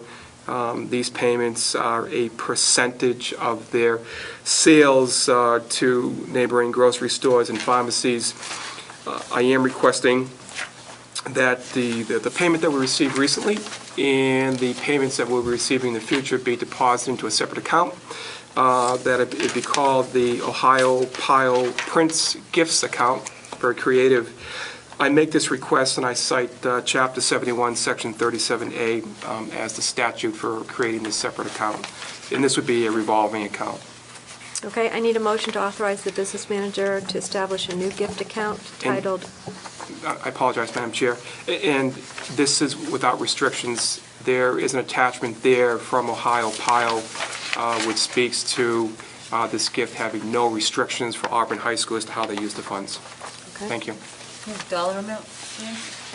Projected, I believe the initial payment was $44 and change, so. I have a question. Are we just killing ourselves with minutia if we set up an account this narrow? Can't we have a broader account that puts in any kind of gift or rebate from the sale of Auburn school products? Or an account that any gifts that are unrestricted? We as have it broken out? already. We have two accounts. We have an account for athletics known as the gift account. And secondly, we do have a non-restrictive account known as the gift account. This was established, I believe, this year. We had gone many years without a separate gift account. My only concern is that where these are going to be regular payments, if the provider were to ask, can you show me how my gift was expensed, I have a paper trail. Not $44, two or three times a year, you got half of the They're sign. they're saying unrestricted, so why would they worry about where it went? I mean, I understand what you're saying, but if it's unrestricted. The gift account is for the entire district. It would come from any building, any program. This is very specific as to where the dollars are being deposited and how the dollars are being expensed. I think that if Mr. Didi is asking for this, he must feel that it's necessary, and whether it's $45 or $450, it's, hey, I'll take it. So, Not a question of taking it. so But the thing is, how many gift accounts you're gonna make? Did we have to authorize them to do that? Yeah, we Use did it at our Auburn. last we meeting. did. We accept, through the We chair, accepted it. Yeah, we the accepted gift the was gift. accepted at the last meeting. That's not my question. I guess what I'm asking is, if any commercial enterprise sells Auburn school products, are we required to authorize that? We don't have a school store that's in operation now. That's right. All right, the school store used to sell sweatshirts that said Auburn Rockets. If a sporting goods or a clothing store in town says, we're gonna sell sweatshirts that say Auburn Rockets on them, Is that what this are we is? required to license? No, these are these little teddy bears, I think, that you see in CVS that are dressed up like Auburn sports figures or cheerleaders. Isn't that what they are? If you go to CVS and look up on the shelves for gifts, you'll see lots of little teddy bears with Auburn outfits on them. You've been I think you've been buying a lot of them teddy bears? Oh, I'm in CVS all the time. When you get old, you're always there. Through the chair, we actually last year set up a separate Olympia Sports gift account because Olympia Sports was selling Auburn materials, Yeah. sweatshirts and what have you. But did they, Who authorizes them? yeah, so That authorizes them that to was use our- unsolicited from the district. If we had solicited that, then we would have to adhere to Chapter 30B and the requirements or the restrictions delineated in Chapter 30B. That was unsolicited, that was a gift, and thus it was accepted by the No, committee. that's not what he's asking. He's asking, when you're using Auburn High's name or Yeah. Packagug's name, how, I mean, don't they need to get our Permission. permission to Do use we- that so that it's not used inappropriately? Through the chair, do we have a trademark? I don't know if we have trademark rights or a patent, and That's through the what I'm chair, I asking. guess I would refer that to legal and be happy to report back. Good idea. Through the chair, if I may, I don't see where in here it says that the money given was the sale of Auburn products. It's not. It was, they took a percentage of their net sales of their own products and donated to us. It's not proceeds from them selling some Auburn paraphernalia. This is just like you go to Price Chopper or something, you sign up for schools there, and any money that you make, you can put so much towards correct, Mr. a Dede? specific school. They think this is because they sold Auburn paraphernalia. Oh, this is not Auburn paraphernalia. Yeah, This- that's, Okay. This is, yeah. Okay. their market, as I note here, are markets and pharmacies. Right. The Auburn, Well, then what is a community pride Pride souvenir? Sure. That's those little Auburn dolls. Supplies community pride souvenirs to supermarkets and drugstores across the USA. Where is that, Jim? Top On the last of this page right here.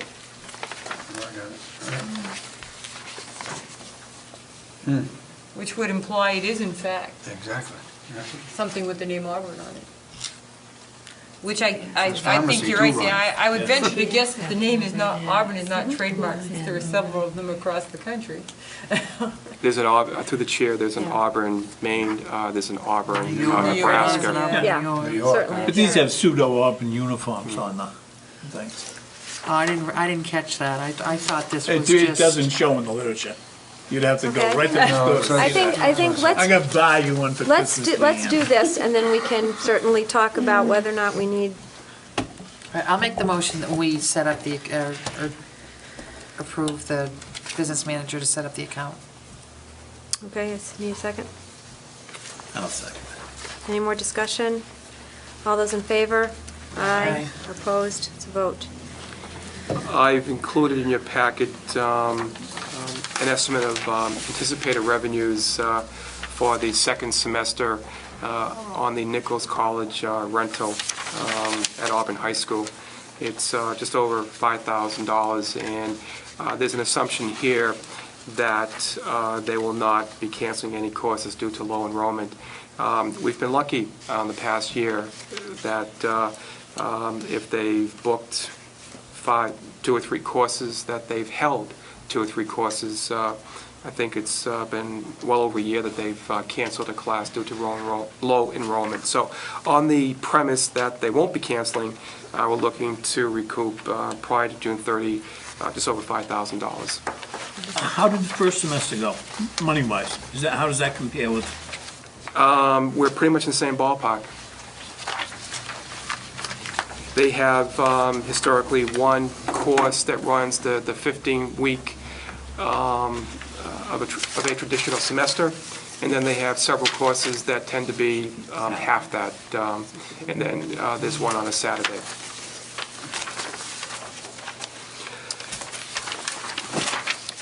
As a follow-up to the electricity procurement, I am obligated under Chapter 30B, though the electricity was exempt from procurement in the traditional sense of soliciting bids. I was required by statute to write to the Inspector General, to the General Counsel, at the Division of Energy Resources, and to the Department of Public Utilities.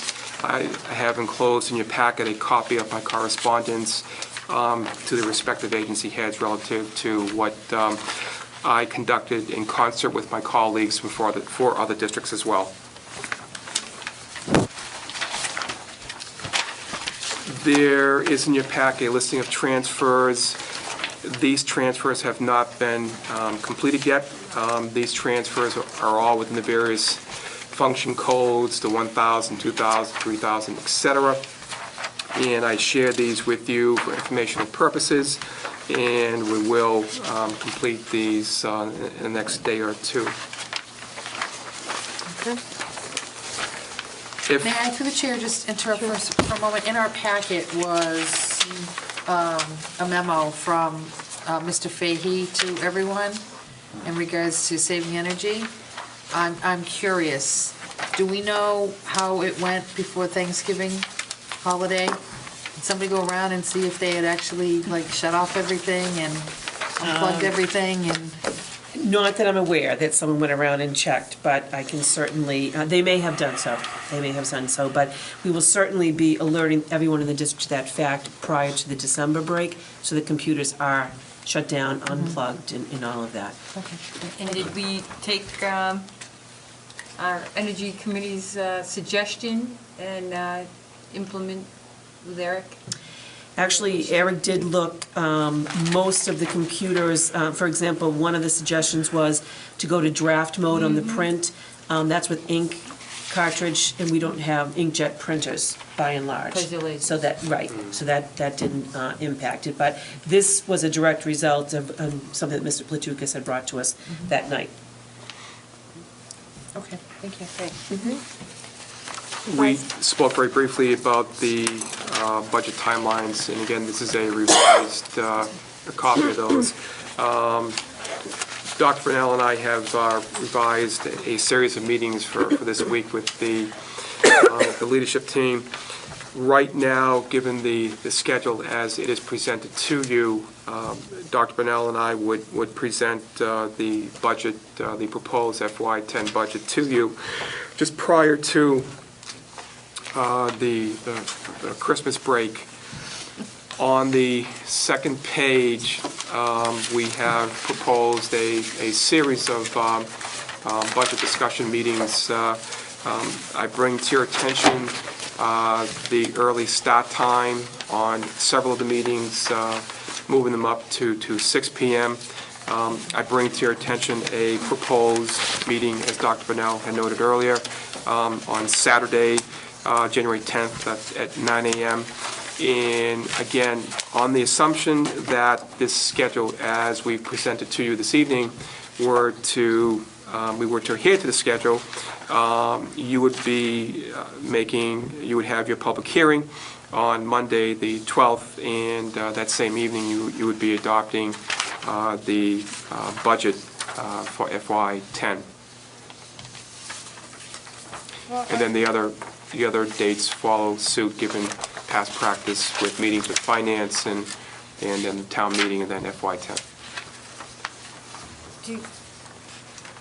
Liz, I'm sorry, Janie, go ahead. I think you misspoke because you said public meeting on the 12th. You meant on the 26th.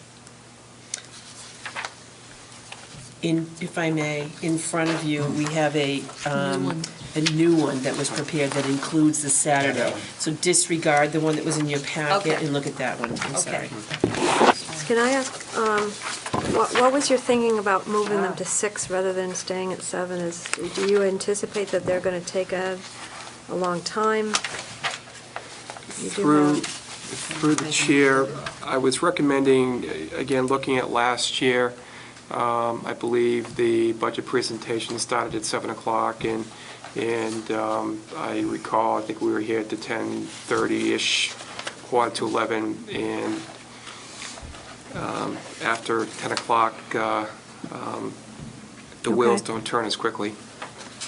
Excuse me? For me. I had to put that in there. Where is Bryn Mawr on here?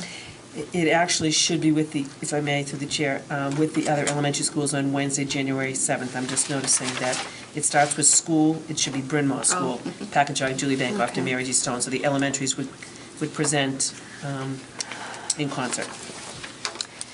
The way we have done it in the past is I thought we had done 2, 2, and 2. Or no, I guess we did do all the elementary schools in one night, huh? Yeah, because they made that. They do it together. Yeah, last year Okay, we did. I apologize. All right. Okay. One thing that's not on here is the budget kickoff, which I think that the school committee should at least know. This budget kickoff for the town is Wednesday Wednesday, evening. December 3rd at 7 p.m., yes, December 3rd? yes. Oh, this is Wednesday. And can you tell everybody who will be at that meeting? All departments, school department, and, I'm sorry, Dan. He has the answer. Through the I've chair. not been before. The Finance Committee, Mr. Kazanovich will be presenting to the Finance Committee. I, along with the Superintendent, will be in attendance, as well as department heads. And it's at that meeting that we'll have very initial numbers on what the projections are for FY10. Okay. I'd like to go back to that but I think we need to make the motion to approve this timeline. I'll make a motion to approve. I'll second. Any discussion? Can I just ask, looking at that, so they're going to present all these, all their budgets, and then I can see on the 12th, so they're going to be presenting them on the 7th and through the 10th, and when are we going to discuss them amongst ourselves that they're approved, that we can have a public hearing on the 12th? I guess we adopt on the 12th. I guess I'm just wondering, We're doing both. are we expected to discuss the budgets on the Then 12th and adopt then at the approve same them? time. Yeah. Then adopt them all at the same time? Let me That's ask what you it this says. then. If that's the case, will we have a projected revenue figure from the town by then? Well, I think that we're trying to keep up with a timeline from the town. Am I correct? Through the chair, yes. We, again, on Wednesday evening, we will, through the presentation, have a number as to what the town is anticipating, what their bottom line number is. From that meeting, we're not going to walk away and know that our figure is half that or three-quarters, or whatever the number is.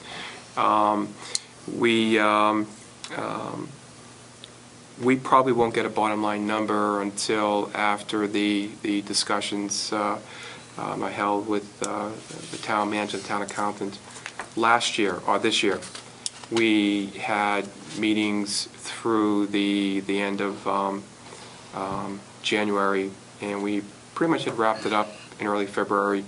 I believe it was on February 11th that we had adopted a figure. So it's not that I'm disputing that we have to meet this timeline, but aren't we kind of trying to hit a target that we don't know what Well, the target is? If I may, and again, please jump in if you think I'm wrong. I think there's ways this is going to have to happen, because I think Dan is being told that this is a timeline he needs to follow, and we need to get it in a certain time, is that the administrators and the superintendent are going to come forward with their recommendations of what they need. We can approve it, we can alter it, we can do whatever we want. When we finally get that number from the town, you know it's going to be less. Right, I mean, it right. always is. Right, right. And at that point, then the committee has to give priorities to the administrators as to what they want to make. You know, for example, in the past, we've told them, don't make classes smaller than 25.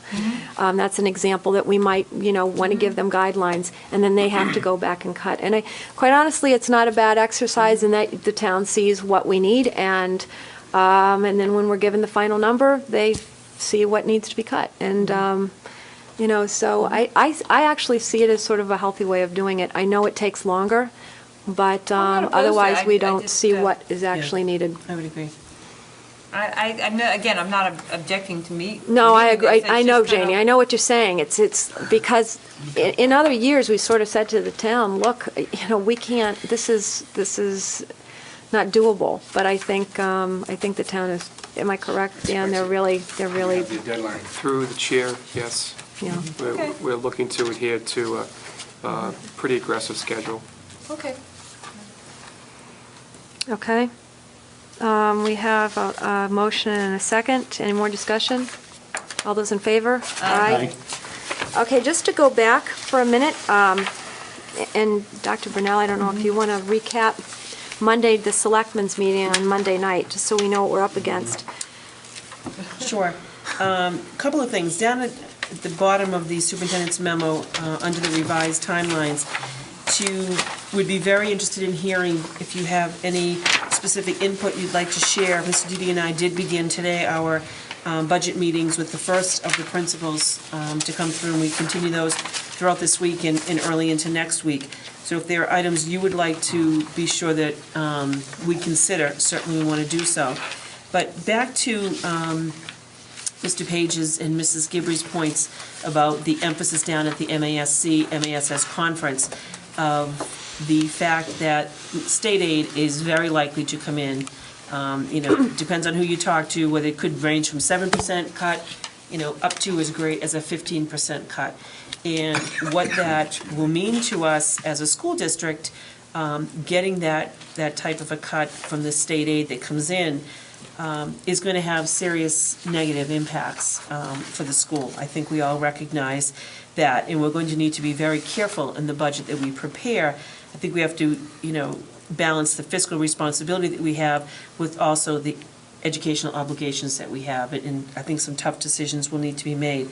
I do know that it was brought forward, and we learned this, Ms. Didi and/or I attend the department meetings. It's really a great way to hear, to maintain those open lines of communication about what's going on the town side. And it was shared, there was an emergency town department meeting on Tuesday, perhaps, of last week. And it was shared that at the select board's meeting the previous evening, the decision, and I did not see the meeting, so I hope that I get this correct, but a motion, I believe what was decided was to not increase taxes up to the levy limit, up to the 2.5%. In speaking, I think in a couple of regards, I understand that, times are tough for people fiscally, but when we know that we're going to be getting a cut from the state, to compound that with a cut at the local level, I think will add, obviously, to the devastation that we will feel.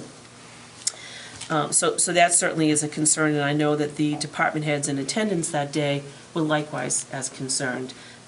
Many of the departments, at least as expressed that day, are down to a level where they simply don't have things to cut. It would be people that they would need to cut in budget. So I know that was a concern, and I certainly share that concern as the superintendent of schools, that will add to the difficult decisions that we're going to have to make.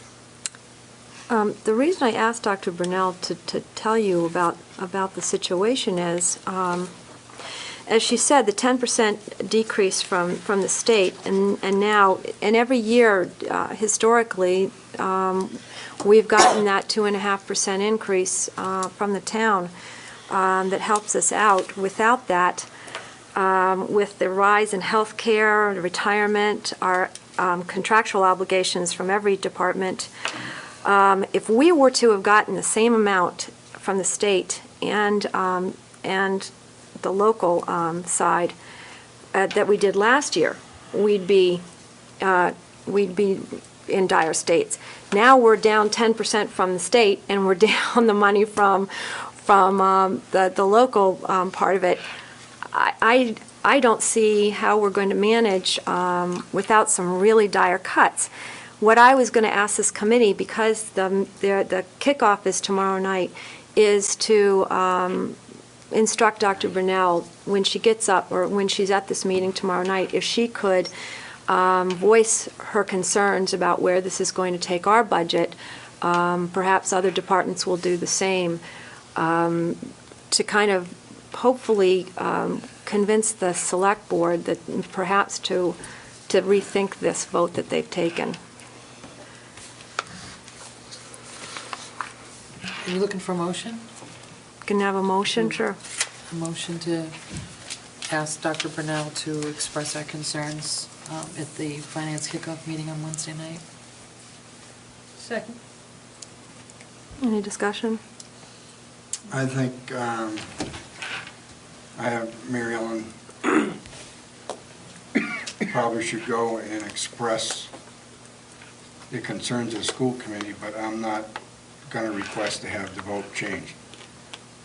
So if you want to go to school committee, you want to go to selectmen meeting or finance meeting, whatever you're going to, and express the devastation, but I'm not in favor of requesting them to change their vote at this time. Changing what vote? The selectmen's vote. Oh. At this time. Well, if But they make don't, the concerns known. if they do not rescind, if they do not rethink that vote, then we are going forward that much more down when we're trying to decide our budget. And I just, I know times are bad, but it's going to mean, it could mean cutting programs, it could mean personnel. It's going to be devastating, and I don't see other towns doing this, and everybody is in the same boat as we are. Right now, education is more important than ever, that we make sure that our kids leave with a good education, because they're going to be competing for fewer jobs with more people looking for them.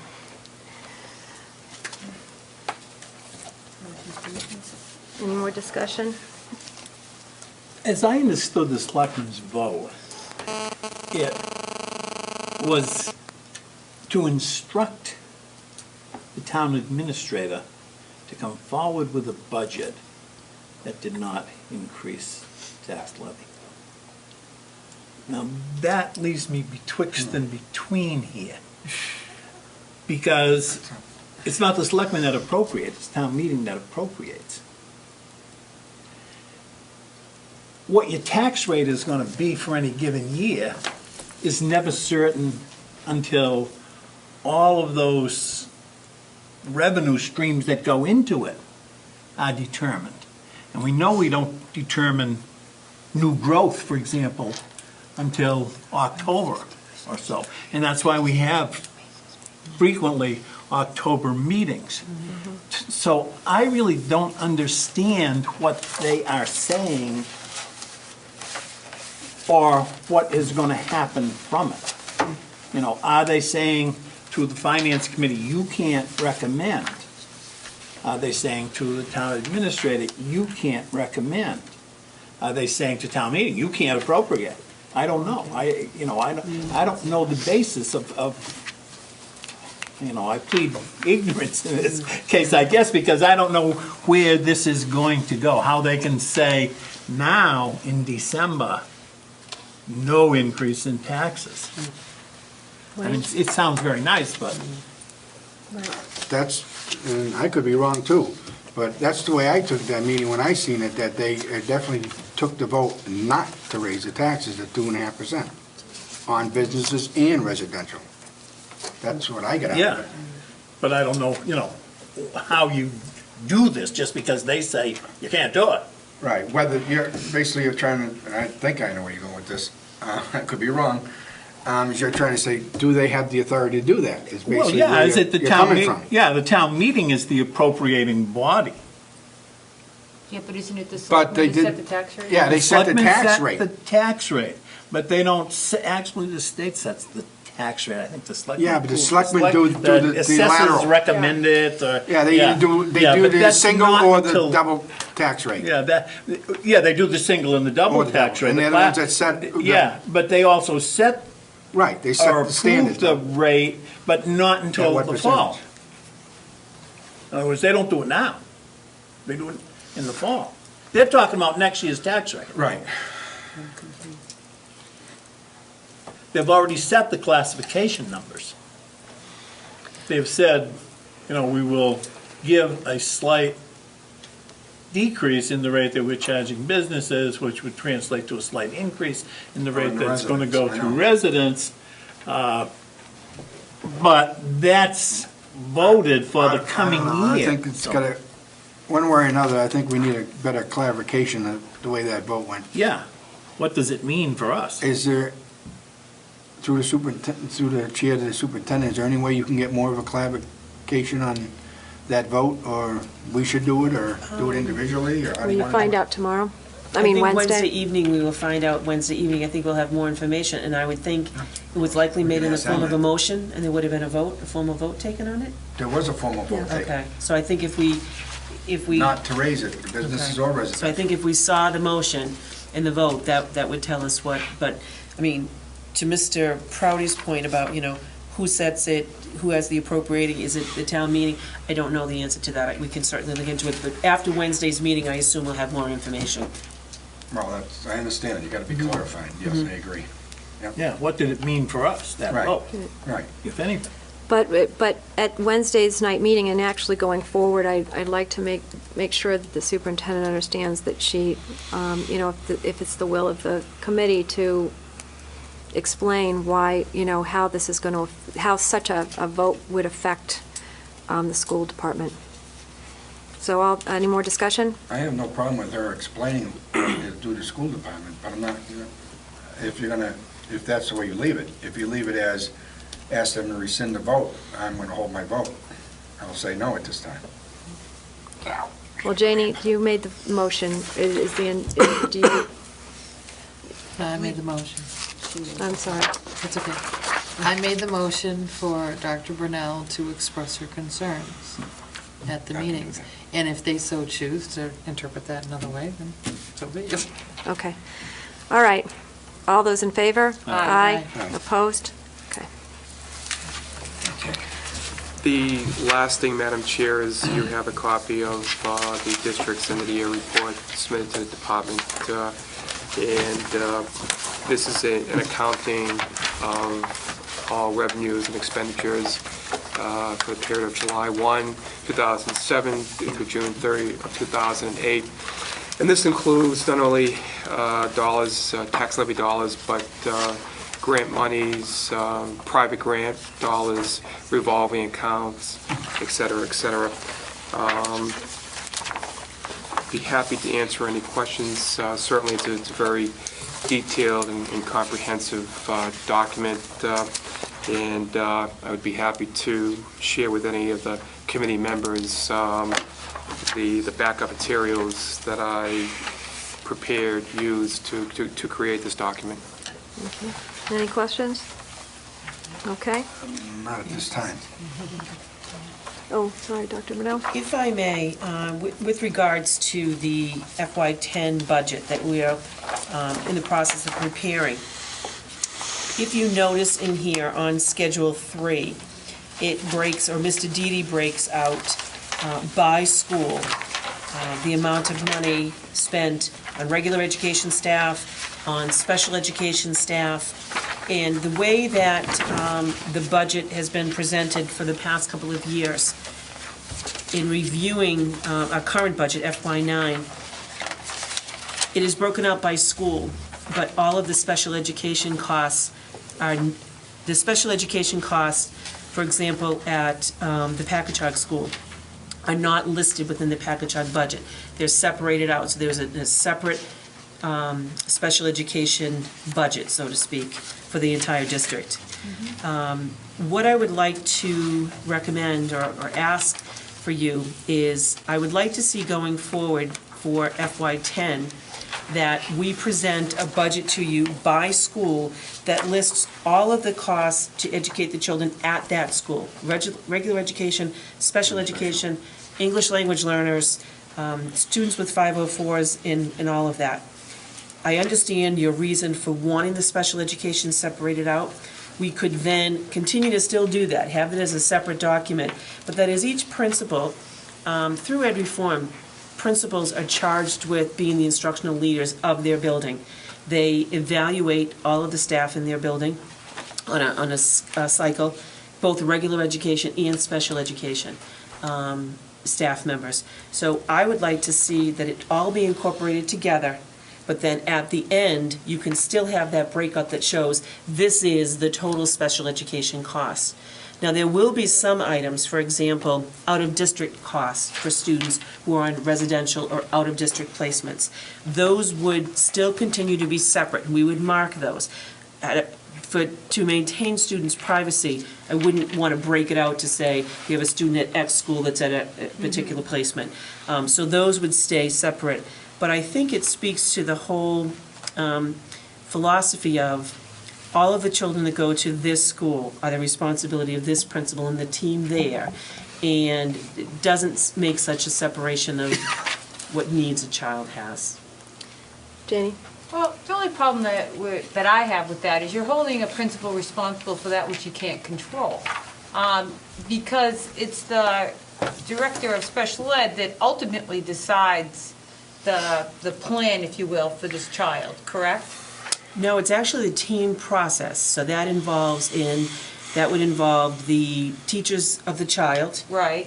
It would involve the parents of the child, depending on the case, whether it's an initial case, a review case, or a 3-year. The principals may attend those as well. It's basically the people who provide the services for the child. In most cases, if not all cases, the Director of Pupil Services would not attend those team meetings. It wouldn't be realistic for him to do it. In any given week, there could be 15 team meetings taking place. Okay, so, but who ultimately puts the stamp of approval on the plan? Ultimately, the plan is signed off by the Director of Pupil Services, Okay, correct. so ultimately, if there's a certain amount of disagreement, it's the Director of Pupil Services that ultimately says, this is the way we have to go? Well, Now, I understand what you're yep. saying, that there's not a lot of, let's say, disagreement, but ultimately it is the Director of Special. Well, there's actually a Services. procedure in place that if the team recommends, particular items for a child, they may need, a special program, they may need special support staff. Sure. The Director of Pupil Services signs off on it as the, making like a contract for the district. But if there's disagreement, if the parent decides not to sign that form, it goes to arbitration. I mean, there's a special ed board of appeals, and it goes through that whole process. So the Director of Pupil Services cannot say, the team decided A, B, and C, and for him to say, I don't agree with B, so I'm going to remove that. That doesn't, it's not, he doesn't have the right to do that. No Director of Special Education has the right to do that. Now, what the Director of Pupil Services would do would be to help coordinate and oversee the programs that are in place across the district. So if there is, a high concentration perhaps of autistic children who need specialized services, he would help to develop the program in concert with the principal, depending on where it's housed. And as those children get older, the program oftentimes will move with those children, unless there are new children coming up that need it. So it would in no way take the Director of Pupil Services out of the discussions. I think it would be just as when we talk about facilities issues and building repair, our Director of Facilities is involved. Just as when they do, whether it's through the CIP or through the budget, for technology purposes, purchases, the Director of Technology is included in that discussion.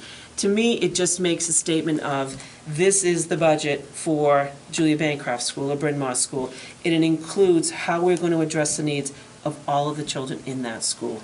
Can I just say something? But I think there's a difference in the analogy that you made, because if there's, for example, there's maintenance that needs to be done in the building, ultimately the administrator has the authority to say yes or no. In this case, not. So if for example, if the Director of Special Ed, and I'm not, Director of Pupil Services says, we need X amount of money for a specific program, and he doesn't, and he decides on a figure that is not adequate for that program, it's going to have to come out of the school department. It's going to have to come out of that school's budget. Am I correct? As opposed to if it's in his own budget. How would that work? I guess ultimately it comes out of the bottom line budget. I mean, if there was appropriated $300,000 for out-of-district placements, and that's not an accurate figure, and we had 4 students that moved in, and the cost to educate those children, and we were obligated to do so, was $600,000, we would have to do a discussion about where will that extra $300,000 come from, because it's a legal binding contract you make when you sign an IEP for children. Through the chair, that would be an example of an unfunded mandate. Again, number one, the way that we would address that would be to work with Mr. McInerney to identify a revenue stream within his budget. But it wouldn't be his budget. I'm sorry? It wouldn't be his Okay, budget so then anymore. we would have to then look outside of that. Right, but if he had his own budget, then if he goes over, then you could absorb that, I assume, over the 6 schools. If it's within that one school, that school has to absorb that shortage. Am I correct or not? Yeah, or not?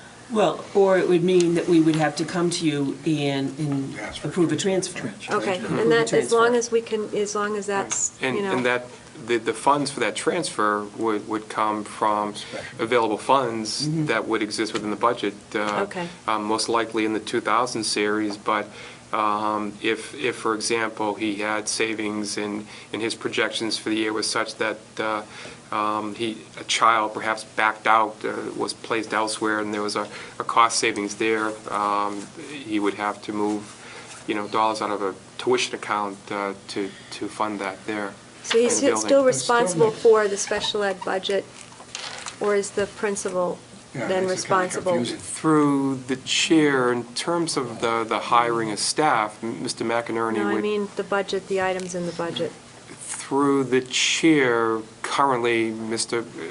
McInerney oversees all of those expenditures, from salary accounts, to tuition accounts, to transportation accounts, et cetera. And that wouldn't change by doing it this way? But- Transfer. Yeah, but it's not like we have money hanging out there in the budget that doesn't, if we use the system that you suggest. Yep. The money is, the way we're gonna look at the money is allocated to each school. Yes. Okay, so if ultimately, and I imagine there'll be some small special ed budget, okay? But clearly not enough to absorb an expensive situation moving into town or something like that. So where's the only other place that money can come from, except another school? It's not like unless we don't have this pot of money just hanging out there that we go, oh, well, this is for unexpected things, we're transferring that money from someplace else. It's Correct. gonna have to come from another school. Correct. That's why I'm not crazy about that. My second concern is there's a big at least there used to be a big focus on our per child spending. Okay, and so we used to get the budgets and then we'd say, okay, this school has 600 kids and so this is how much we're spending per school. And I'm afraid that if you had some expensive situations in particular schools, they're going to say, well, look, we're spending, X on each child at Julia Bancroft and only Y for each child at Mary D. That's inequitable. And I think we've gone through great pains to try to draw equity between the two sides of towns. And I think if through no fault of their own, I mean, people randomly live where they live. And so I'm afraid to throw that into the pot because when that, call it lack of simple math or something like that, then I'm afraid of the perception that we're spending more on one group of students than on another. Through the chair, I think also what we're looking at and what we're suggesting is as we go forward with the budgeting process, and we develop the various cost centers, the 10 cost centers or whatever we end up with this year, as we report information in the buildings for salary accounts that we would incorporate into each of the 6 buildings salary for the teachers, for the instructional assistants, and for the ABAs, and then to perhaps keep in a separate cost center as it currently exists the ancillary accounts, the various tuition accounts and the supplies and the materials, the tutorial accounts and so on and so forth, and treat those as system-wide or district-wide costs as we currently look at those. Okay, and I appreciate that. It's just that I think that, again, if you've got a population of expense for whatever reason, because am I right in saying that virtually all of the instructional assistants that we have are for handicapped or special ed children? Virtually all. Virtually all of them are, right? And so consequently, I'm afraid that if those costs are shifted into the school, again, somebody's going to look at that budget and go, wow, look at this, we have, 10 IAs on one side of town and none on the other. How is that fair? Kind of thing. And so that's why I hesitate to do that. But just my opinion. Janie and I have gone through all of this in the time that we've been on the committee, and I appreciate everything she's saying, because everything she's saying has happened. So I guess what I would ask, unless you all want to make this decision this evening, is if you could take that information back, think about that, and then perhaps come back, if you can't do that this evening, come back and say, yes, we considered all of this, and this is how we will deal with that if that situation arises, but we still feel that we need to do it this way for X, Y, and Z. Because I hear everything that you're saying, and I can see both sides of it. There has to be a way to convey information and still be able to have it so that it's organized the way you need it to be organized. That's fine. I know one of the things that I was worried about was when you do present a budget, that special ed budget, it's virtually, you can't do anything with it. And so when, it's very easy to say, okay, here's our special ed budget, here's our contractual obligations, and here's everything else. Yeah. and the everything else is the only piece that you can play around with, and there's not a whole lot of everything else. And unfortunately, because our budget isn't that big, I mean, it's the percentage should be bigger, but it's not. And so, and so it's an easier way of looking at it. If there's a way that you can compile the information to accommodate all of the concerns, I think that would be great. Okay. Leave it the way it is? Do you, I'm not saying that. I'm not saying that. I'm saying if you, I'm willing to have them bring it forward and have it, and just have them present it to us a way to figure it out. Can I say something from a simple perspective? Just show me a little sheet that says these are the pluses of putting of accounting for it this way, and these are the minuses for accounting for it this way, so I can have something to look between. I'm going to be honest with you. When I was first on the committee, the budget was presented, and then we had a single sheet that just said, that spelled it all out very, very carefully or very simply. And that was your special ed costs are this, your regular ed costs are this, your contractual costs are this, and it just summarized your budget. So perhaps isn't that correct, Janie? Yeah, is that how it because used to be? because I mean, and it was really interesting about one of the last two town meetings we went to. I can't remember which one it was, but we're like something like 80% of our budget's salaries. Okay, and what was interesting to me is there are other departments that have the same thing. I know the police department was higher than, and even the highway department had a high percentage of their budget with salaries too. So it's not that the schools are claiming that we're the only ones in the boat that 80% of our salaries are our salaries. But you're absolutely right. Unless you're going to start cutting bodies out of the system, it's that other 20%. Yeah, and I have to make the pitch that when you're, we may not have any more staff than any other town. Right. But the fact that it makes up a larger percentage of our budget is because our budget is smaller. So, quite honestly, in proportion to. And quite honestly, some of those salaries save us money. For instance, if we have a special ed child that we hire an instructional assistant for, that's cheaper than outplacing that child. Exactly. So if we cut the money for the instructional assistant, great, you save that in salaries, but you spend $100,000 in the outplacement. So we also have to weigh that. So I think there's ways of being able to present the budget, but perhaps then giving us some sort of another sheet that says this was really the summary of all of it. But maybe that's the way to go. Sure. Do you want to have this? Do you want her to present this idea before she starts putting the budget together? Because now we're holding it another month.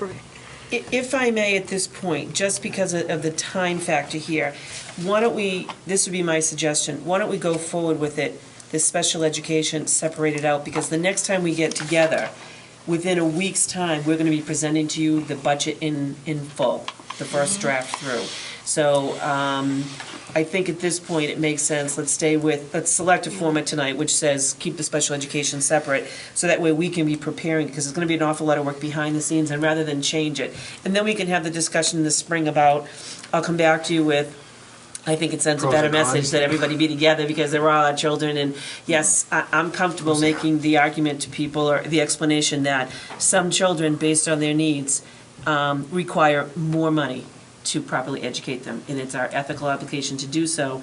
And to me, it's more the appearance of the fact that special education is separate, as opposed to included within each budget. It's really a philosophical thing. So I'm perfectly fine going forward, with this plan, and then just so that we can have a direction, I think, anyway, and then we'll discuss it again later in the spring. Wayne? I don't think, as far as special education goes, I don't think any of us have a problem with it. I mean, you have a problem with it because they don't mandate it, but they are our kids, and we have to educate them. We're going to educate them no matter what we have to do. Right. I wasn't implying that Okay. you felt that at all, or that any of the committee did. But the fact is, wherever the money is allocated, whether it's in a special education separate section, or whether it's within each school's budget, if an extraordinary expense comes through that we need to educate a child, there are no extra funds in the special ed budget either. So it would mean us going back and looking at the entire budget and saying, where will we find this money to properly fund this child's education? Is that correct? Through the chair, yes. Wayne? It's off of special ed. It's just a general question that just came to my head that I'd like to know if there's maybe you can get an answer for. As far as retiree positions that haven't been filled, do we have any open positions that people have retired in? I'm just trying To to. my knowledge, right now, there are no positions from people who retired From at the end people of who last school retired year. that we haven't filled.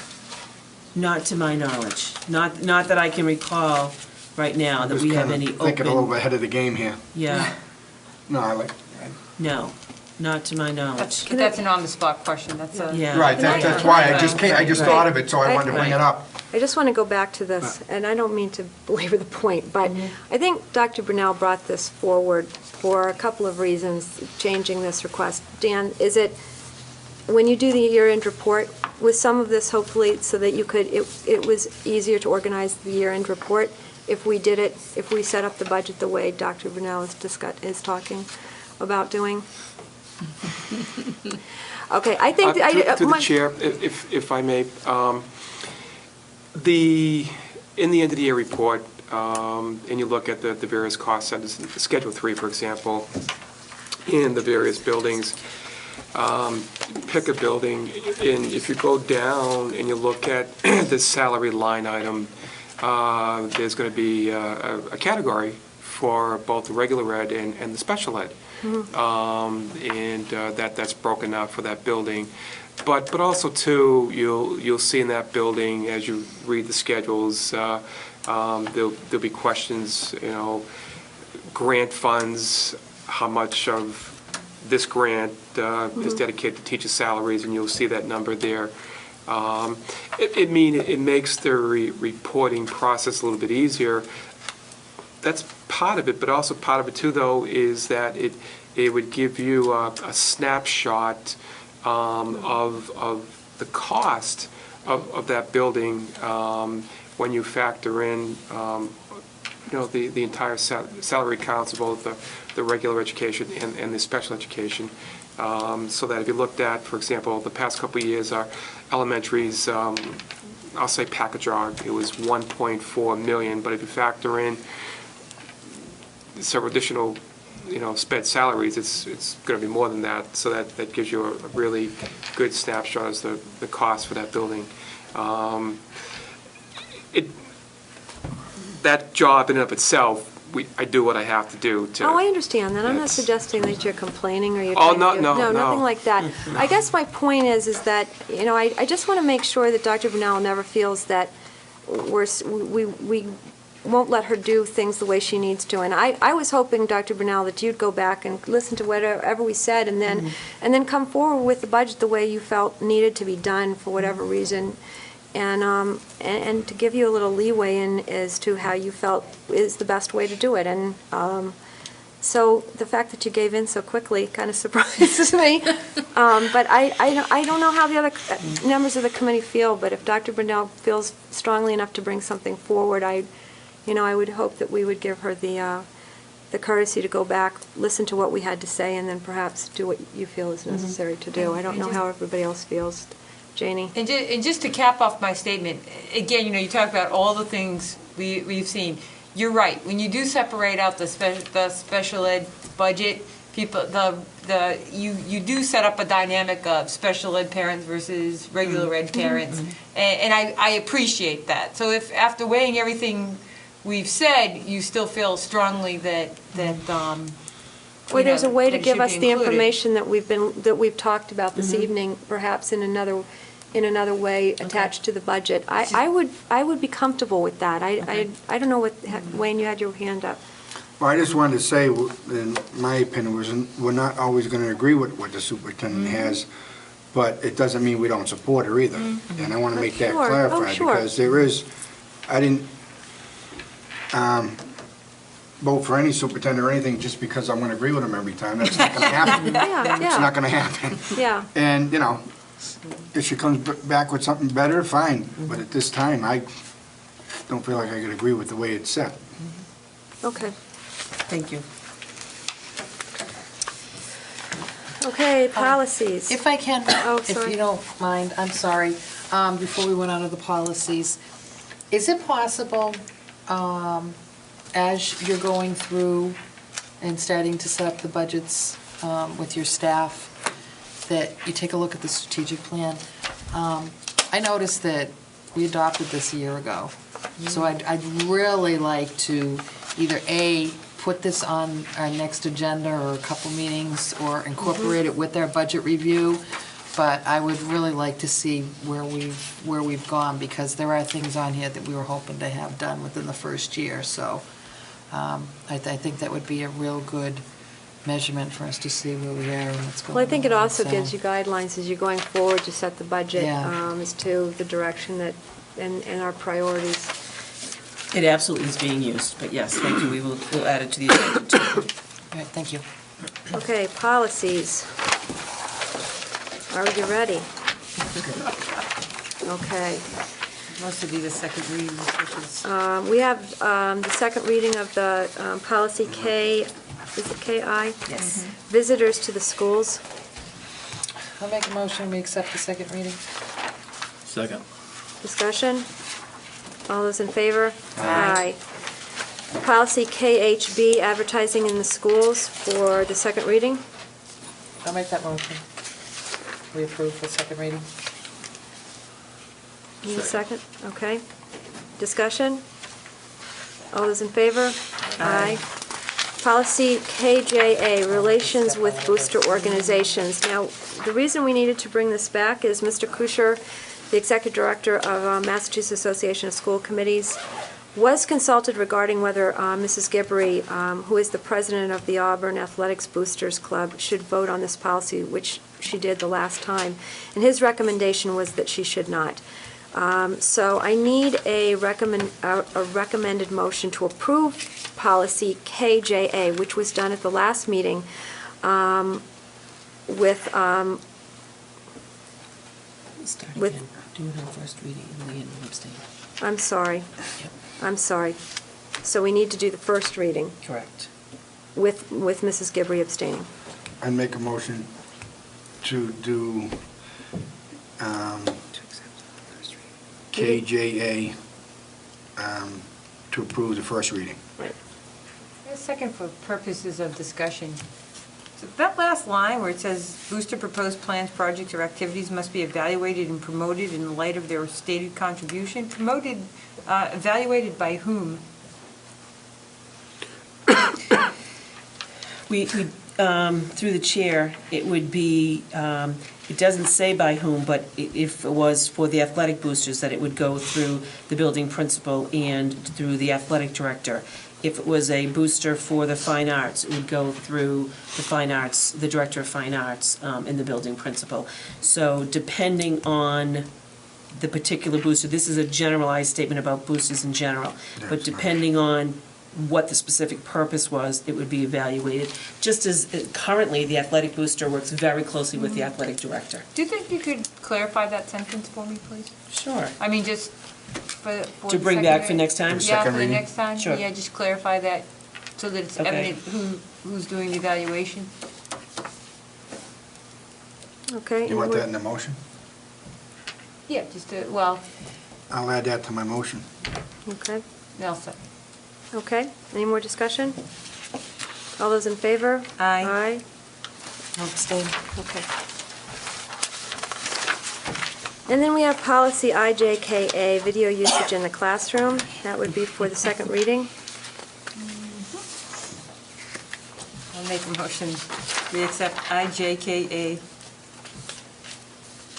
for second reading, sorry. Second. Any discussion?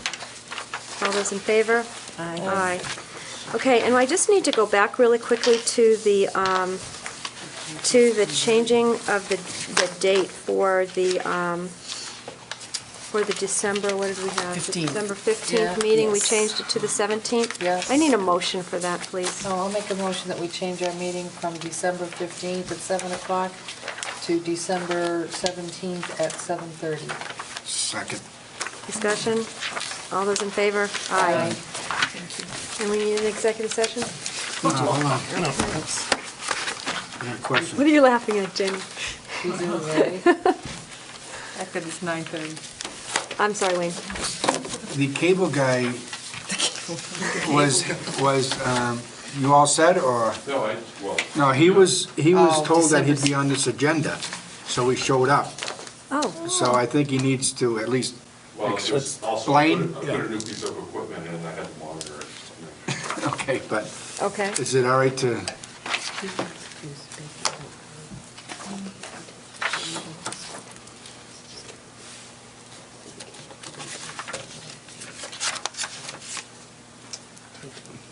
Oh, okay. Sure, okay, why don't you come on up?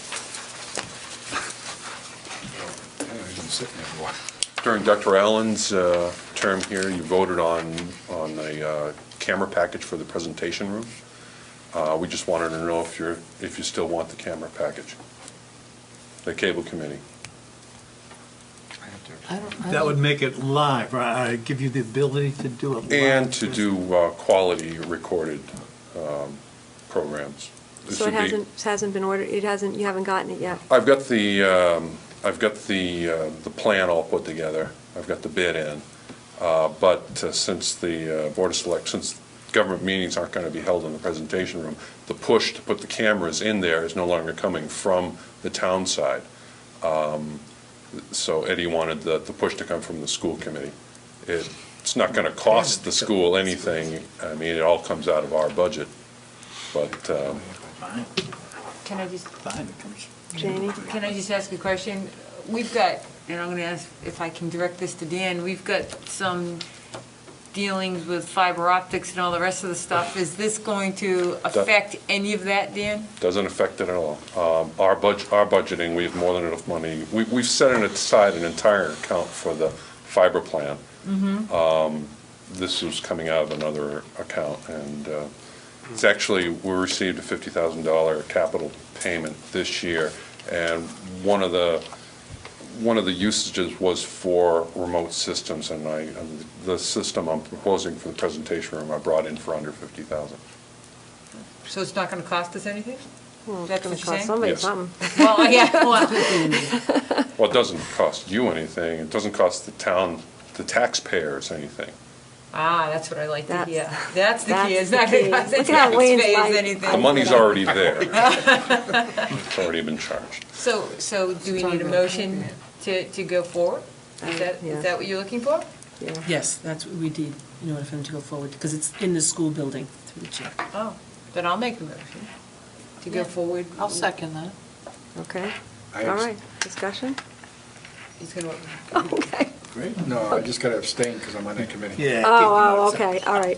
Okay, well, it's good to know why you're abstaining. Okay, all those in favor? Aye. Abstain. And Wayne, And one abstain. December 17th, Santa call-in show. Yeah, You just decided to make a school committee meeting for the 17th. can't make it. 17th. It's our Santa Claus call-in show is December Unless 17th. you want to make it for the 19th. For the kids. No, I am not changing it. they've got I flyers can't. out. You've got Sorry, I flyers just out. had to remind. That's when Santa Claus is the only night he can come to town. They would combine the two meetings.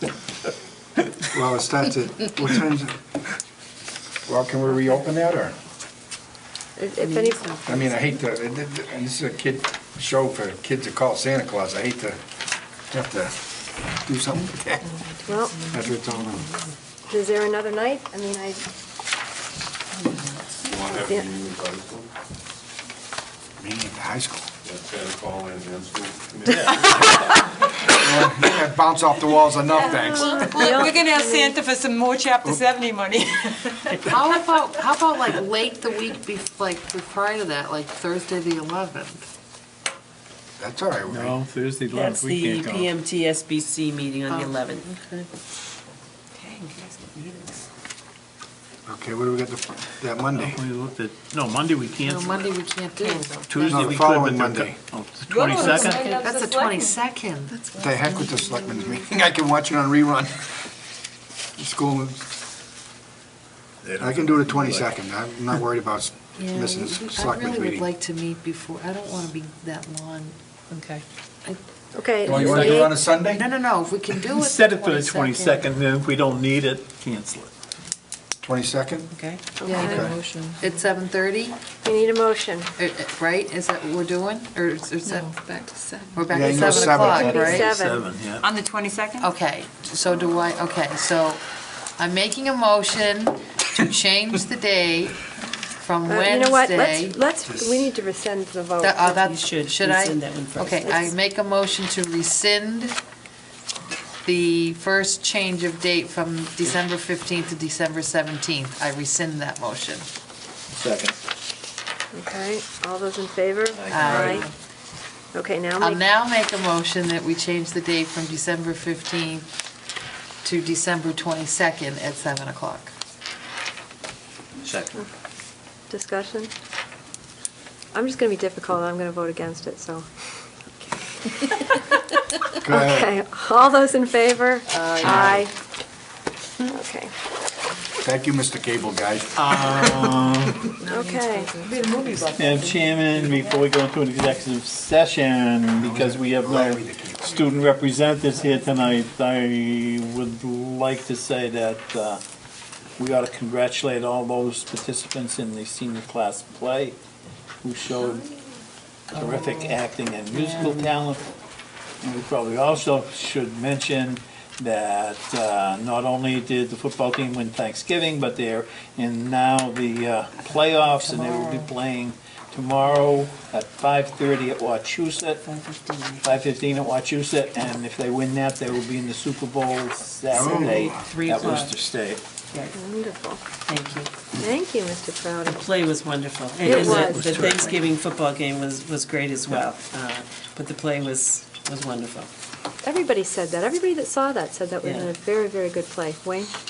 I would just like to thank the superintendent and her secretary for the help they had given a couple of kids the other day where they contacted the superintendent about it and came down and saw her, and they had just before Thanksgiving, I believe it was, they were told that they could no longer be in the school because they lived in another town.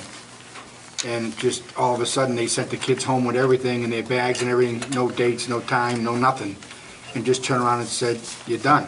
They went home and told the parents. and- Another town that had it. Right, the other This was town us. did Yeah, this. yeah. What I'm saying is, I want to thank them for helping get them placed and getting me the policy and directing them in the right way to go to get these kids right back in school as quick as they both did.